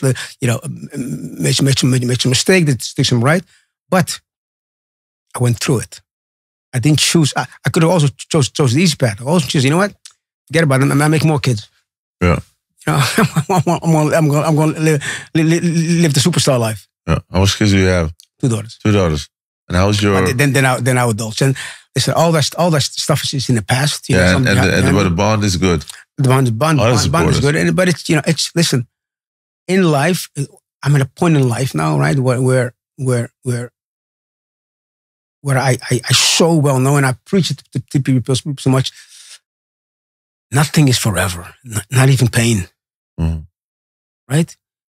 And when you go through stuff, they make you better. Yeah. And try your best, your very, very best, not to do dumb things, not to make mistakes, but understand that if you want to become better, you're going to have to make mistakes. Yeah, true that. Okay? Don't fall in love with them. Okay? Don't like making mistakes, but understand that they're a crucial part of becoming a better at whatever it is. Okay? At that point for me, it was becoming a better human being, right? Yeah. Look at the choice and or if it is in something that you want to master. True. Right? Anything you want to master. So doing something at the level that I've done it at extraordinary high level, right? Yeah. You have to be an expert. And one of the best experts. Now, in order to be an expert, you need experience. Yeah, true. To get experience, you need what? Trial and error. Yeah. So, and then learn from the error, and then build from there. But if you have no trial and error, you cannot become experienced. You can't be an expert. Yeah, true that. So, like, I'll give you an example, right? Good example. This is. So I did the press conference last week, right? And the thing that I very clearly point out, and there's 2 things actually. One is that I think that people are sick and tired of negativity. Yeah. I think the world is ready to give them positivity, right? I think that, you know, we live in a world that, you know, at least I know I'm sick and tired of it. Yeah. I don't want to hear negative shit anymore, right? Because nothing stays negative for long. Anything you can overcome, right? It's just that there's a price. Every price has a price, right? It's like, so when I did the press conference, right? I make statements that people go, oh, really? I say, Holland is one of the greatest countries there is. And I explain to you why, okay? Because it was built, you know, and when after my press conference, the reporter of NOS asked me, but you have a New York state of mind. I said, yes, but do you know who gave the New York state of mind to New York? Dutch. The Dutch. The old Dutch. You understand? Now, why do I say the old Dutch, right? I said the old Dutch because New York used to be called New Amsterdam. Yeah. Right? And it was traded, among things, for Suriname. Among things. Right? So, the existence of New York is partly because of our ancestors. Oh, yeah. The Dutch have the mindset of the old Dutch. Unlike the modern Dutch, because always, onmogelijk kan niet. Right? While the old Dutch, when everybody thought that the world was square, you would fall off it. Yeah. The Dutch went to Africa. They were in Africa. South Africa. Apartheid is a Dutch word. Yeah. Yeah. Okay? They went to Asia. Indonesia was a full Muslim country, right? Then they went to another part of Asia, New Zealand. New Zealand is fucking Dutch. Huh. Then North America, New Amsterdam, which later became New York. So they went from Holland for the furthest points of the world. Huh. While people thought you would fall off the earth, one. Yeah, and then second, yeah. There's a word that only exists in Dutch. Okay? You can't even translate it in English. That word is called scheurbuik. Scheurbuik means it's malnutrition. If you stay on sea too long and you don't get enough vitamins, you die. So that happened very often. Yeah. And in that time, the Dutch scattered the entire world. Yeah. And now you want to tell me, doe gek genoeg? Yeah. No, my friend. No, my friend. And if you deny that, if you deny the old Dutch, you deny my ancestors, my friend. Yeah. Because my ancestors' blood is there. Okay? So New York City and this country we live in. Okay, Holland was in the 17th century, okay, the number one country in the world, the entire world. 14 million people. Bizarre. Yeah. Okay? That's why I say, small country, massive impact. Small guy, huge shadow. Because I'm a product of this. Yeah. You're not going to deny Holland. That's why I speak Dutch. I speak English. Not Dutch, because Dutch only few people understand. English, everybody understands. Yeah. Because this needs a microphone. I'm saying it to the microphone. The whole world hears it. Yeah. You know why? Because I was part of it. My ancestors, my grandfather, okay, was part of this. Why can't you get me down? You can't get me down. Because I want to stay down. You know what? What if Malcolm X stayed down? Oh, yeah. What if Muhammad Ali stayed down? Yeah. Okay? What if Martin Luther King stayed down? Yeah. What if my grandfather stayed down? What would I be? True. No, it keeps me down. You're going to keep me down. And you're not going to deny my ancestors? Yeah. Okay? This is why I say this country, one of the greatest countries there is. And you want to believe it? Let me come to New York. I'll take you to the Bronx and Brooklyn, or we'll go to Mumbai. You'll see people don't realize how good they have it here. Yeah. Because they have it so well. Yeah. But I don't want people to forget where it comes from. Yeah, because you was also like an entrepreneur. I believe you also had your own clothing line as well. I give you an example, right? So good hook. What I don't like, right? And what I'm gonna make the rest of my life go and help changing is the so-called new of the past 50 years modern thinking, Dutch. I think the next generation is going to be way different. I'm looking forward to the new generation, the youth. Looking forward to, because I think they're going to have a different mindset. Because you asked me about the clothing line, right? Since I'm a kid, I love fashion. Everybody knows I'm a fashion victim. I love fashion. I used to do all the seminars. You call it. I have my own line. I love fashion, right? Yeah. And my brother used to always tease me, because when I was little, I played the clothing. I'm a middle of four girls. So if sister, me, sister, all boys. Yeah. I'm a middle of four girls, right? And I played with my sisters. And I loved fashion. I really loved fashion, right? Yeah. And I wanted to go to fashion school, right? My older brother used to tease me. He called me sissy. That combined with the fact that I already wanted to box, but I was not allowed. That made me even box even more. Yeah. And I said, okay, then after I become world champion, then I'm going to start fashion, right? Okay. So when I got divorced, and I'm like, this is the perfect moment. Okay, my ex-wife didn't like America. She actually didn't like the fact that I was boxing. So this is the perfect moment. Perfect moment to make the switch, right? And I'm gonna now fill my childhood passion, and I'm gonna start a fashion line, right? I've done many things in fashion. I've done jeans. I've done life. I've done many things in fashion. But then I started a real big company, massive label, my own stores. You use all the money you had from boxing to invest in yourself? Not all. Okay. I'll tell you more about that. Okay. So I invested part in a very safe way, which I'm going to tell you more about in a second. And I took a percentage to do something new with, right? A percentage that if it's gone, right? I can live with that. I can live for the rest of my life. Yeah.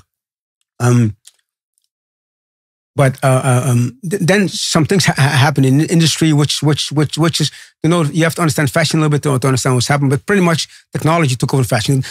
You have now what we call fast fashion. Yeah. Okay.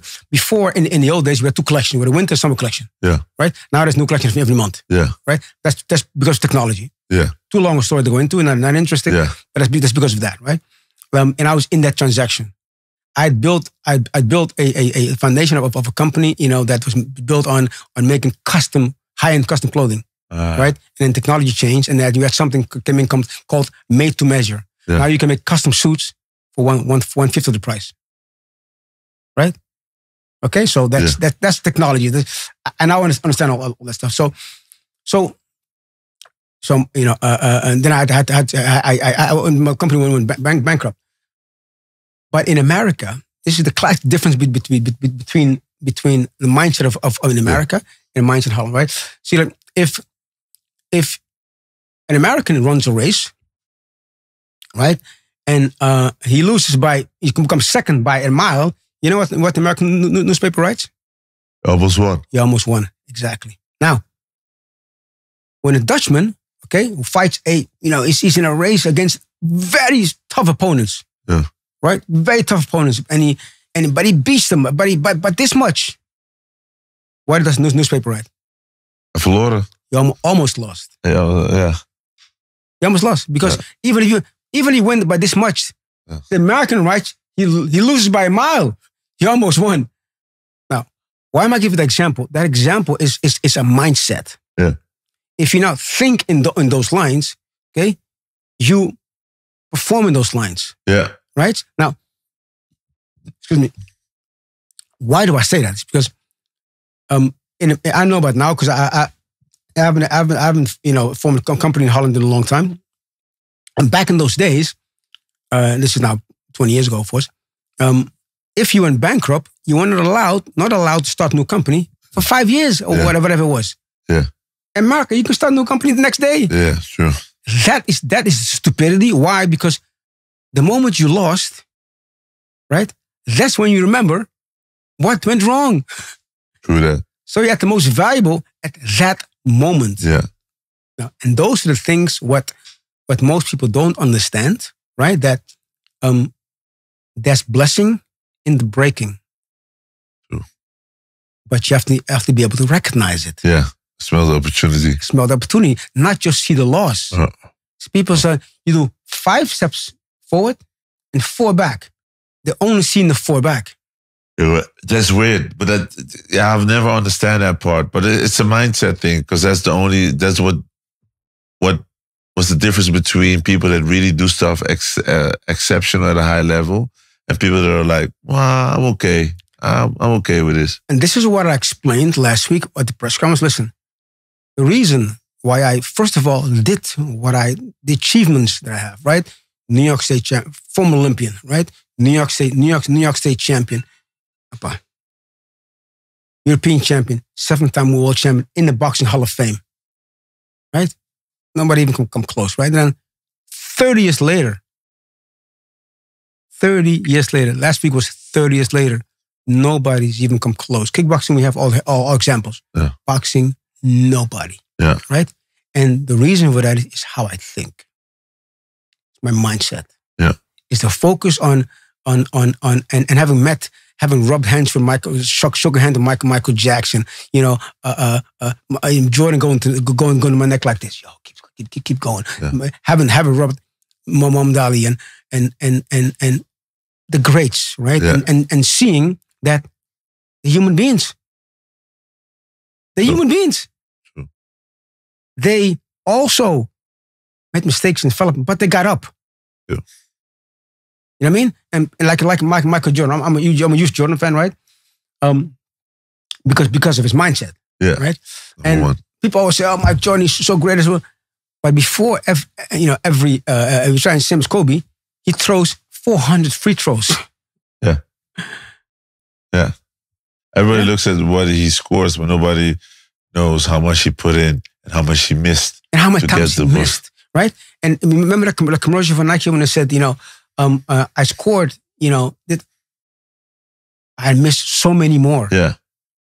Right? And those are the things what I think are of our importance, especially for young people, right? Dave Chappelle has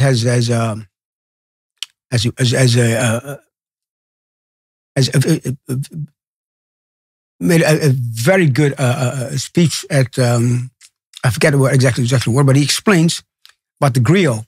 Yeah. I don't know if you have heard that. So a griot was in Africa. See, we Africans of origin, we weren't writing people, we're storytelling people. Yeah. Okay.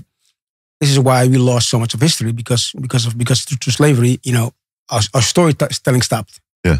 Right now, the griot is in African culture, the one who tells the stories of the elder to the younger. Yeah.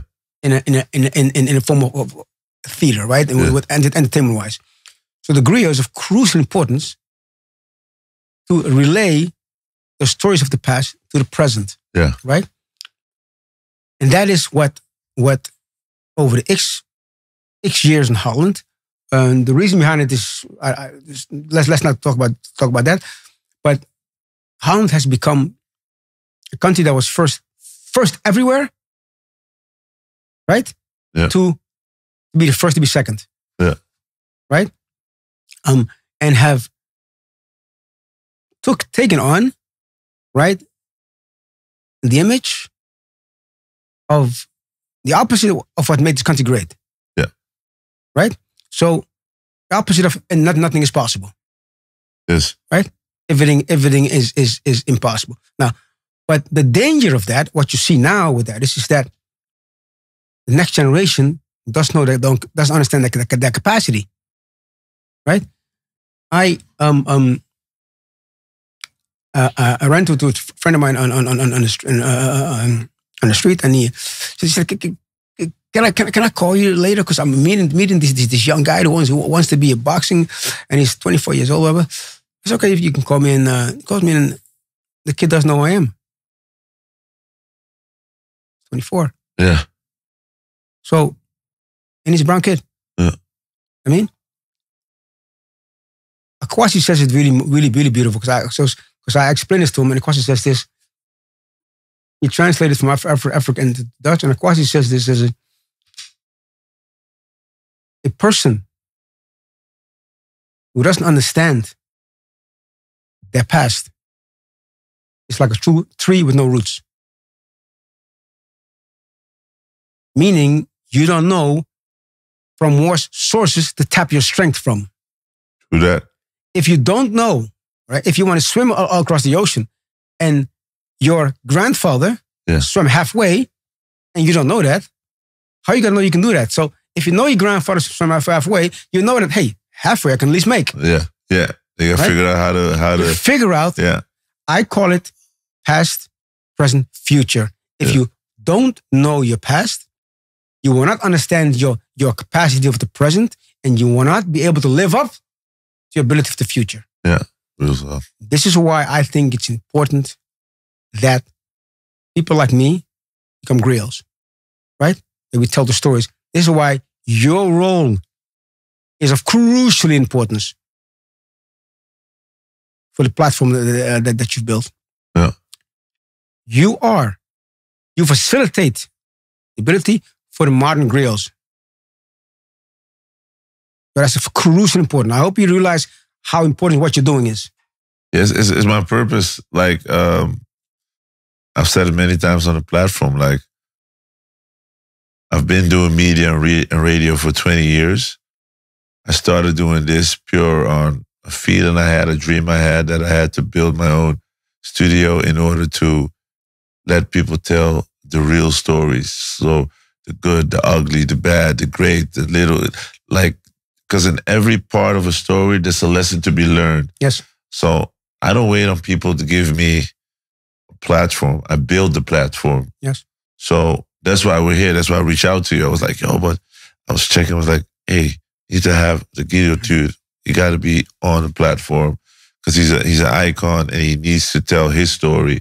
Because I want to like save all these stories. Like I want, like the same thing. I did the last Tito Jackson interview as well. Yeah, wow. That was his last interview ever. The last Def Rhymes interview, iconic. I did one as well. So I like to let people tell their stories because people write a lot of stuff, even about you. If you Google you, there are many stories.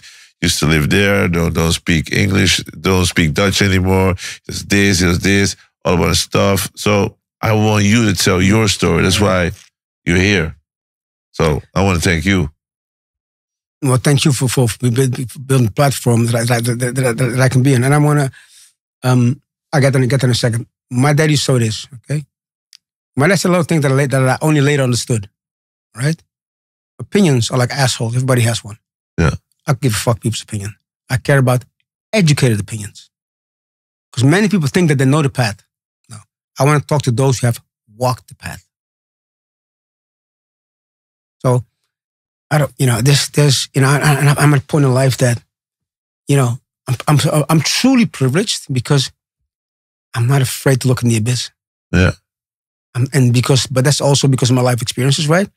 And, I'm truly at a point in life that I realized that, the old saying, nothing is forever, not even pain. Yeah.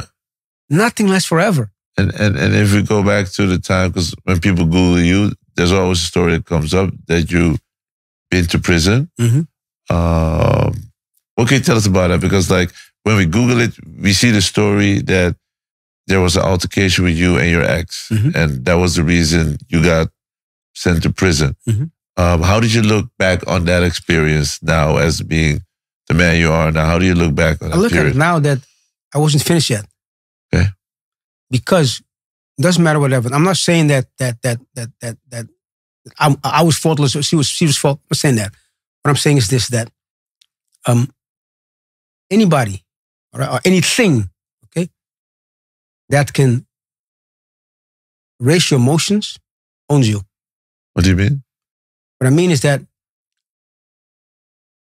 if something gets you upset, if something, steers your emotions, right?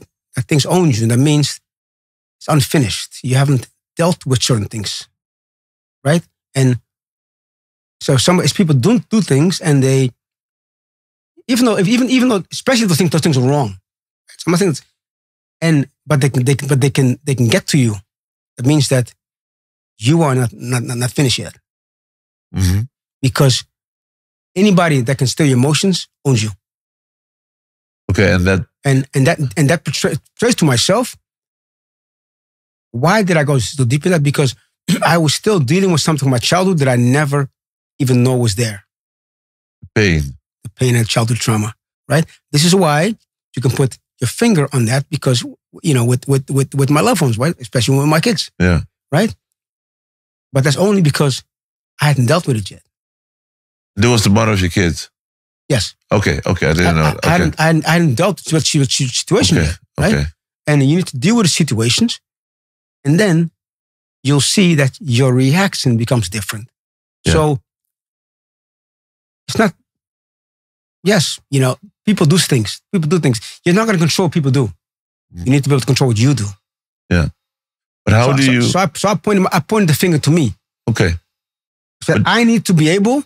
I need to be in a state that nothing can touch me, and steer my emotions in a way that I don't want to. Yeah, but I understand you with that one. But like, even when we get an altercation with people, with our moms, with our, I don't know, colleagues or whatever, there's always a point where you have to be in control of your emotion. When you're a professional boxer, if I pick a fight with you, you can beat me up, but it doesn't mean you have to beat me up. And at that moment, you're in control. So that's your point. That's the perfect point, right? Yeah. So that means if something happens and it touches you emotionally, you're not finished. Yeah. It's you, not the other person, right? That means if somebody in the ring, nothing you can do to fuck my emotions, right? Because I'm so in control, right? And this is why I knew then something's wrong. Yeah. But what I want to figure out, because we have a lot of people that watch the platform, and a lot of people go through this stuff. You read a lot about it, about violence and how in people's homes, kids growing up watching it. You being in that situation, what is the mental state that people can learn from? It's like it happens too often, but what can we learn from it? Like, what what we always easily do, right? Easily do, okay? And we point fingers at other people. Yeah. Right? But remember, when you're pointing a finger at somebody, please point it back at you. Doesn't matter what the person did. I'm not saying that the person did something right. Yeah. I'm not saying that nothing wrong was done to me. That's not what I'm saying. Yeah.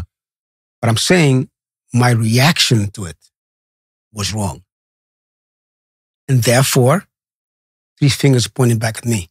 Yeah. Yes, I was provoked. Yes. Okay? But it doesn't give you the right to touch anyone. Give you the right. Exactly. Okay? And even more, you're no longer in control. And that to me is the worst thing in the world. Because there's a weakness where you hit another person, especially a woman that you've loved. It's a weakness. It's a sign of... It's a weakness because it's emotions that you cannot control. And therefore, again, you have to start with yourself. Yeah. You have to start with, you have to go back to yourself looking, how come that person can do that and that it touched me so much? Yeah. Right? And you have to go deep in that. And you have to, and if you don't finish that, if you don't answer the question, you'll never be finished. Yeah. And that's why there's phases in life that you have to go to that are not pleasant, but they will make you better, stronger, smarter, more complete. A lot of times people say when they go to jail, it puts them to think and it makes them change, it makes them more aware. Was that point where you started to think about what you've done? Okay. It did nothing to me. Okay. That is, I didn't like it. I didn't like the fact, nothing. I didn't like the fact. Why? Because I was too tough. What do you mean? I was physically too tough. Jail is nothing. Nothing. When I was a child, right? As I said earlier, I cried easily as a boy, right? I was afraid in the dark. Yeah. Right? And my brothers, used always tease me, put pillows in my face. Yeah. If you as a kid, you want me to drive me to go nuts, put a pillow in my face when it's dark. Yeah. Right? But we played that game so many times that you could put a pillow in my face for 5 months and I won't react anymore. Yeah. So that's the reaction of prison, right? Like being locked up. It's nothing to me. Right? I didn't like that. Yeah. Right? I've become too tough. Right? It was not good that I reacted that way. I didn't like it. I didn't like the fact that it did absolutely nothing to me. Yeah. Right? I was much more in pain because of, the things that were going on in my life that I wasn't controlling that. Yeah. So that showed me, that really, got me to learn myself, learn about myself and got me to dissect my life, right? Not only the part that from 5 to age, successful. No, also look at the parts that, oh yeah, that was a weakness there, and that's where it comes from. Yeah. But what was the weakness? Like, but you said you were triggered. I don't want to fill it in, but like you said, like a lot of stuff is from your past. What triggered you? Like what you used to be teased as a kid. Yes, you used to be people. So what? Yeah. My trigger was losing loved ones. Okay.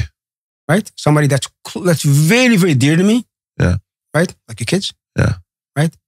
I didn't care about nothing. Okay. Not the money, not the car, not the house. I care about nothing. Nothing became important to me anymore. But that. That enraged you. That was if you could play me with that. Yeah. Right? That became a pawn. Right? Yeah. But that means something's wrong with me. But did you ever get to say sorry? Like, did you apologize? Well, I buried that stuff so long ago. Okay. And it's so long ago. All those things. In life, you deal with things. You don't walk away from things. If you have a iron ball on, with a chain on your leg, and you run away, where's the ball going to be? On your leg. Yeah. So you need to first deal with it. Take it off your leg. Yeah. Put it down. Okay. Deal with it. Put it down. Okay. And then you move on. I dealt with that 20 years ago, and then the only reason that I speak openly about these things not because they don't bother me anymore, and it's so long ago. I become so much stronger and more rounded by those things, and that's why at that point, certain point, you say, why would I have been without those things? What I've been, what I am today. True. But what I would try to figure out is because like I said, a lot of people go through this stuff at home, in their homes, and it leaves scars. Like your scars, I would say hurt people. Yeah. So because you were hurt in your life and you got triggered, it didn't give you the right to do what you did, like what you just said. But you inflict pain on another person, and that person takes the trauma as well. And that's why I was asking if you. That's why it's so important. Listen. It's never a one-way street. So it's always, when two people have something, there's two people at fault, right? This is why I find it so of such importance, right? That you know stuff about yourself, right? That you know about your history, that you know about your past, then you can understand better what makes you, what moves you, right? And that is to me. From achievement to personal gratification to happiness, right?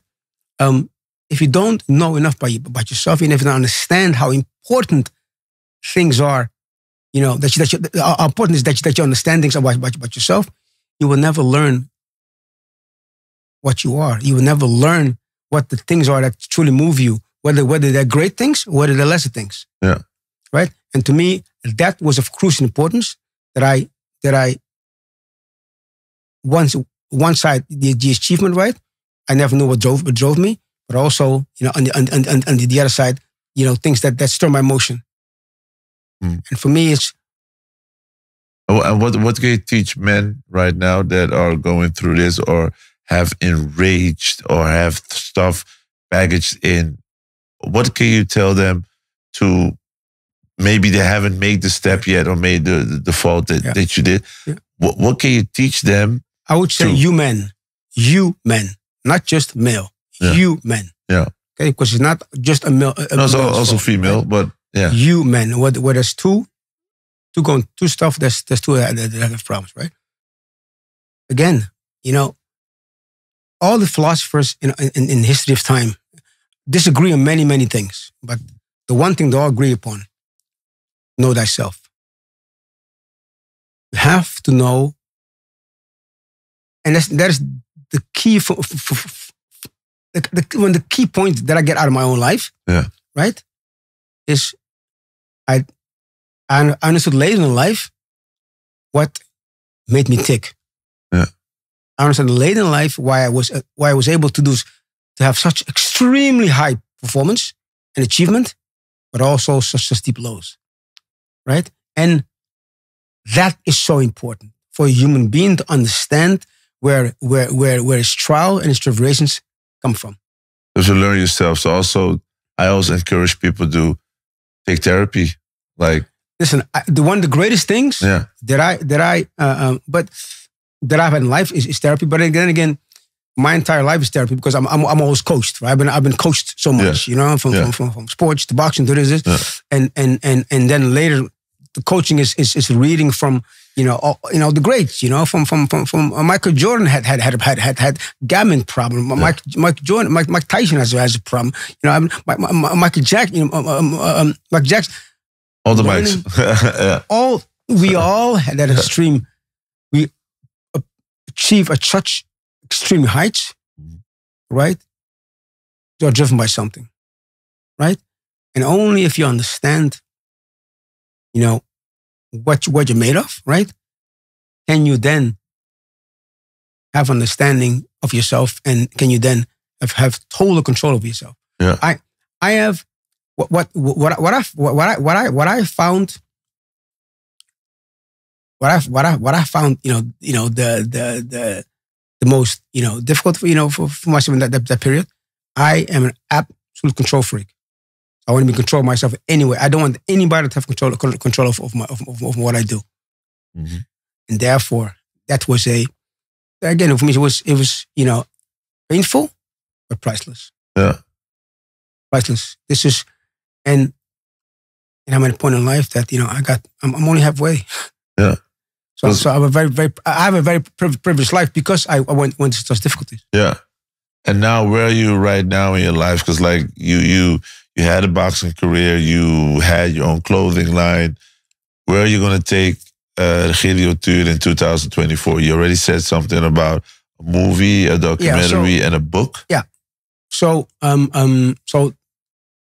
September 24th was my 30th anniversary, right? Again, nobody even can come close to what I've done. That deserves a celebration, right? So I called it the Tour Champ 30, right? And in that, I'm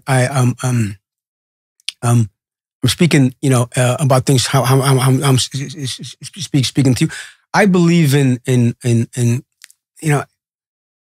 everything in life has a reason. Things happen for a reason, and if you're open for it to learn from it, you will only become better. Yeah. Right? Nothing is forever. Yeah. Right? But you have to look at it from a positive perspective. Right? That and not unless I'm not the person, but I think that there are not many people that are bad people from themselves. They go to bad situations and then they don't deal with them. Right? I'm very privileged, right? Just like, I said, at a certain point, I was able, whatever the reason was, to walk away from one career, right? From a massive boxing career. And then I was able to, to go into a direction when I started doing something way before it became overly clear that thing was important. Like, my new company is I'm starting a fitness technology company. Okay. And the story where in the beginning we spoke about Mickey Rourke. Remember? Yeah. He was one of the. There was a while, and now it's still a little bit, because now it's more celebrity. Something called white collar boxing. What's that? Wherein corporate people from the corporate world, from started boxing, right? Did boxing matches and stuff. All right. Now it's more. Then it will become more celebrity boxing. Yeah. And now it's YouTube. Influencer boxing. Yeah. Right. But it started with white collar boxing, and one of the things was, one of the guys that really started that was at the same gym that I was at in Gleason's. Wall Street guy that came that started boxing, and in that time it was. Right after I was just just really retired. I was doing fashion and doing high-end men's suits, and so I became that guy to teach them boxing. Yeah. Right, I would get them boxing trainers, and I would help them go to suits and all that stuff. So I got to know these guys pretty good. Yeah, and these guys would in a time where. I just retired. I invested my money safe, and safe back in this with real estate, right? Safe way and diversified a little bit. But these guys, I started to know these guys because these guys want to start boxing, right? And these guys were in America. If you want to start a new business or you need money for a company, you go to Wall Street. Right? Yeah. And a lot of these guys from Wall Street, and these guys were starting investing things that I had never heard of, right?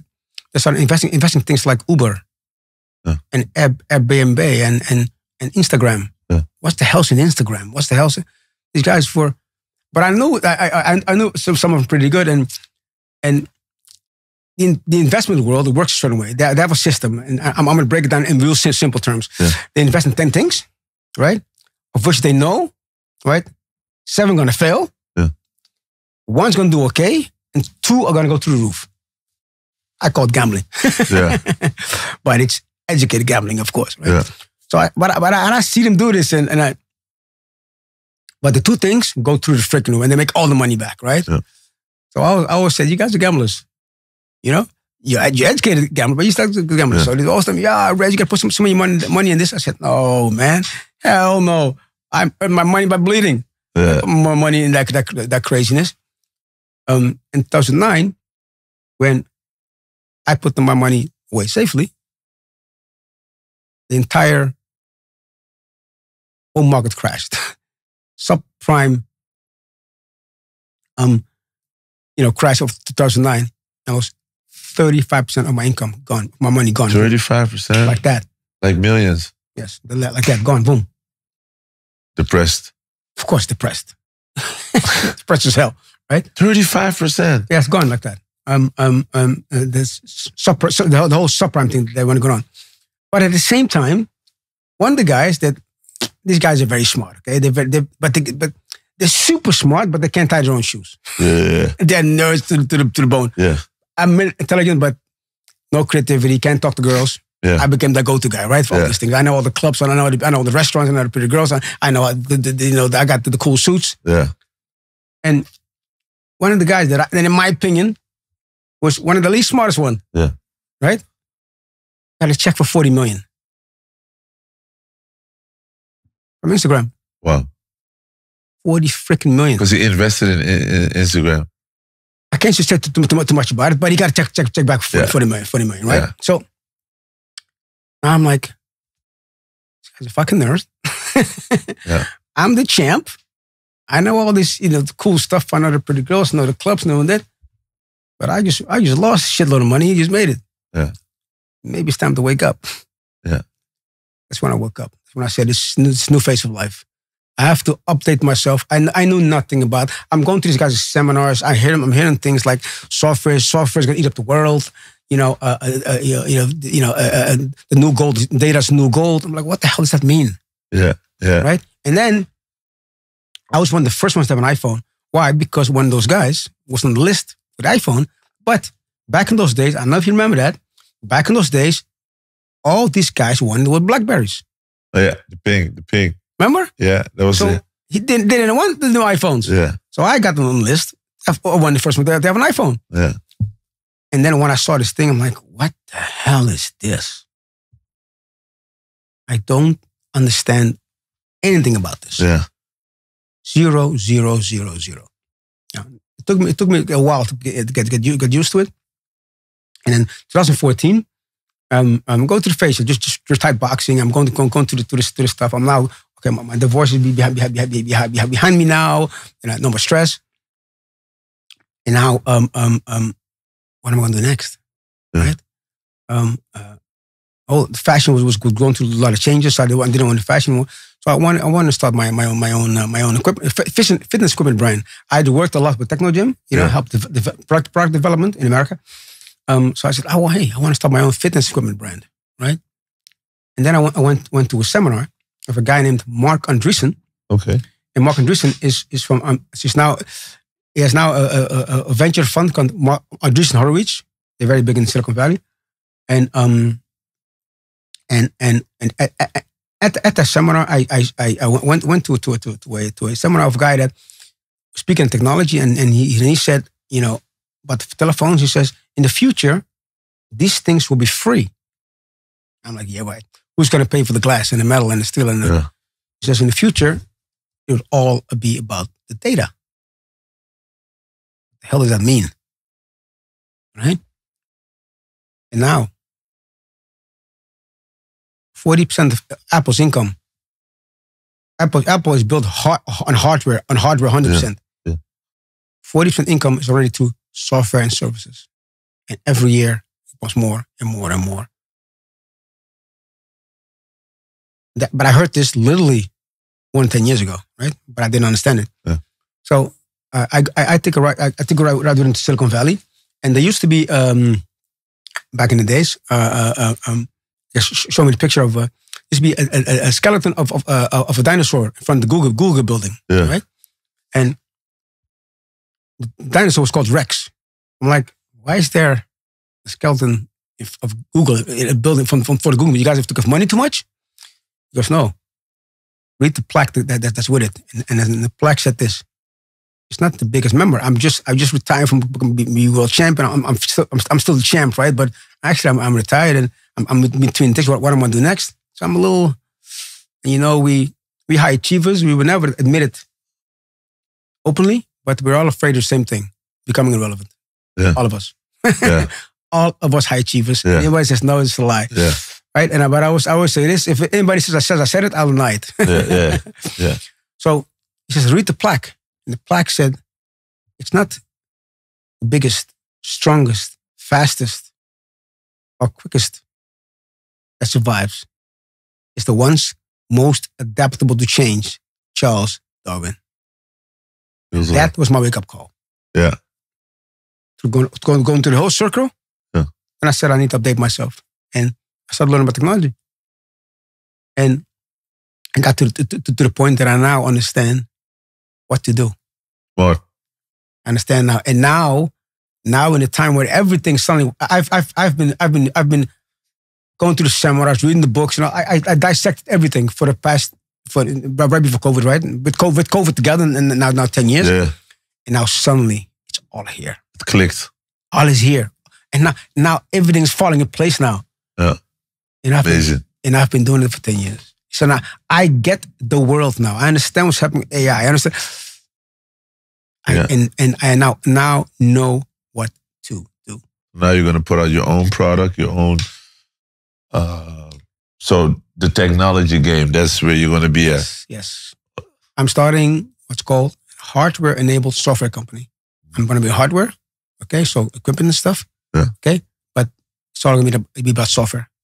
It's what they call where the puck is going. Okay. Wayne Gretzky, one of the greatest ice hockey players of all time. Yeah. Steve Jobs used a quote from him. I told the story in short. And the quote says, a good ice hockey player. So when Gretzky is like the Michael Jordan of ice hockey. Yeah. He's like, right? Yeah. And his quote says, a good ice hockey player skates to where the puck is.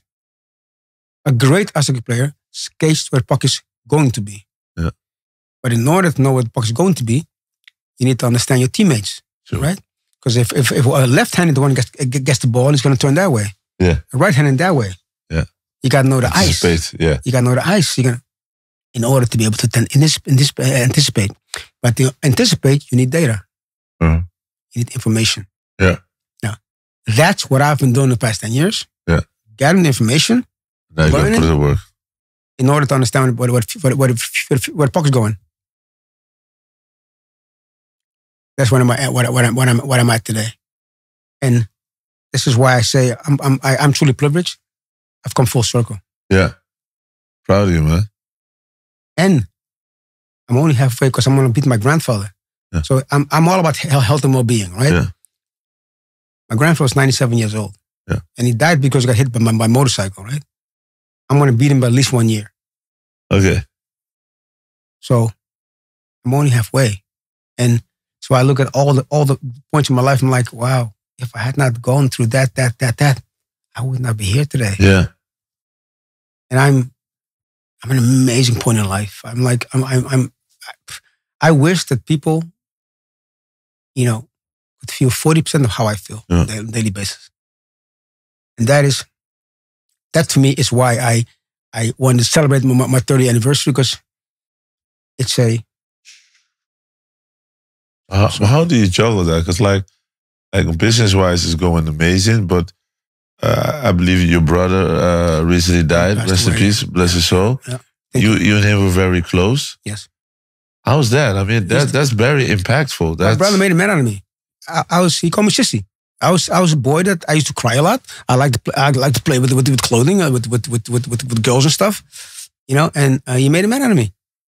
I mean, now in these times they're gonna say, "Oh, you can't do that, man." It's a bully. No, my brother made a man out of me. Yeah. Otherwise, stop crying. What are you crying about? Put a pillow on my head. What are you afraid to talk about? Huh? Yeah. But in a sibling manner, right? Yeah. So my brother and I, really close. He's my older brother. I loved him to death because, if it wasn't for him, I wouldn't be what I am today. You know what I mean? I wouldn't have known my boundaries.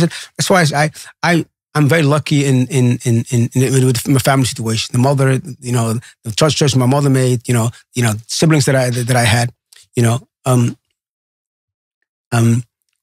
But what happened to my brother? But that's exactly what I preach. My brother had cancer, and he fell off the cliff. Within a couple of months, it was 7 months. He was gone. Boom, gone. Right, and this is why it's so important to take care of ourselves, health and well-being. This is my specialty, right? And especially now, I now know how to apply technology to it, right, and build a new company, right? Mm-hmm. But the one thing that I've always, and everybody knows me, as I said, your health and well-being is number one.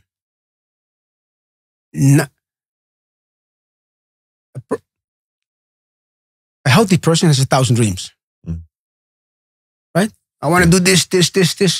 An unhealthy person only has one dream, and that's to become healthy. And this is how I live. This is my life. Or I live an uber healthy lifestyle, right? But my brother's passing away just made it even more clear. Even more clear how important health and well-being is. And it was a tough time for the family, And then I spent a lot more time in Holland because my mom, of course, right? Yeah. My mama's boy. Yeah. So making sure that my mom's okay. My mom is great now. Thank God.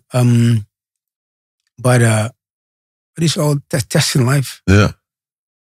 And at the end of the time, how do you want to be remembered? What's the Regilio Tuur legacy? So when it's all said and done, game over, everything, what do you want people to remember you by? First of all, I want them to remember he gave it all, right? And my first part of life was about proving myself to the world that said he can't do it, I can do it, right? And that was about success, right? Champion and making money and having the sports car and the hot girlfriend and success and that's a part of life, right? But my life part two is much more about societal significance, more about doing something that's going to make society become better. And for me, that's health and well-being. There's nothing more important than health and well-being. I want to build a company. what I said in the press conference, I'm going to build a billion-dollar company. And I hope that all those naysayers that laughed at me when I said I'm going to be world champion said it's not impossible, onmogelijk. I hope that they say the same thing again, right? Because it's only going to motivate me. Yeah. And I'm not going to build a billion-dollar company for the money, but for the person that I have to become to build that company and the people I can help with that company. Real talk. That's what I'm at in life now. And I'm privileged. Yeah. I can't call it anything else. I can't call it anything else. I am truly privileged. Thank you very much, man. Thank you very much for having me. Real talk. It was a great conversation. Thank you so much. It's good to document these stories, man. Like, they're jewels. Thank you very much. Thank you very much. And again, I know I said it before, but remember, don't forget how. I think we need to say it more. Not you, but we People like this are important, all right? Because stories need to be told and it need to be narrated properly, but we need platforms like this for stories to be told, and not the conventional media that has an agenda, but media where you can speak things that are of importance, like this. Thank you very much, man. Thank you. Real Talk with Regilio Tuur. Je hoort het, check het. Als je geen Engels kan, ja, Google Translate, ChatGPT het. Maar volgens mij op school krijgen we allemaal Engels. En alle TikTokers die je ziet uit Amerika, je moet het wel beseffen. Het is super tof gesprek. Er zitten heel veel lagen in. Dus kijk het 1 of 2 keer. Kijk het weer rustig. Je kan het op verschillende manieren ook bekijken. Stel je bent zelf een sporter, een atleet en je wilt wat bereiken in je leven. En je hebt niet het doorzettingsvermogen of je hebt het gevoel dat je tegen wordt gehouden door je verleden. Je hoort wat hij zegt. Hij heeft juist brandstof gehaald uit zijn verleden om daar te komen. Wat interessant ook was dat hij zei van... Hij ging op een gegeven moment een droom leven van zijn vader. Het was niet zijn droom, maar het werd zijn droom. En toen hij daar later achter kwam, heeft hij het boksen ook achter zich gelaten. Gefocust op familie. Vond hij het allerbelangrijkste. Dat is ook hetgene wat hem altijd heeft getriggerd. Ook in zijn jeugd. En hij heeft ook aangegeven van... ik heb dingen gedaan... Die zijn niet lekker gaan. Ik heb mijn controle verloren. Ik heb er spijt van. Ik heb het plek gegeven. Maar hij heeft ook jou jewels gegeven om aan te geven van... werk wel aan jezelf. Weet je, ga niet doen van... ik ben oké, dit, dat. Als je een probleem hebt, op wat voor level dan ook... werk eraan. Werk aan jezelf. Ik zeg altijd... we're all a work in progress. But you gotta keep working to make it work. Snap je? Dus wijs niet. Werk aan jezelf. Zoek hulp, op wat voor manier dan ook. Dit is een platform waarbij we echte verhalen laten spreken. Real Talk is niet zomaar een platform. Real Talk is real talk. We hebben allerlei verhalen hier al gehad. Mensen die bekeerd zijn, mensen die gekke dingen in het verleden hebben gedaan. Die zijn veranderd in het leven. Alles. Je kan alles hier vinden op het platform. Dus like het, subscribe, deel. Reageer eronder wat je ervan vindt. Wie wil je nog meer zien? Het is Real Talk, the realest conversation. NandoLeaks, point your head. Keep it hot and keep it banging.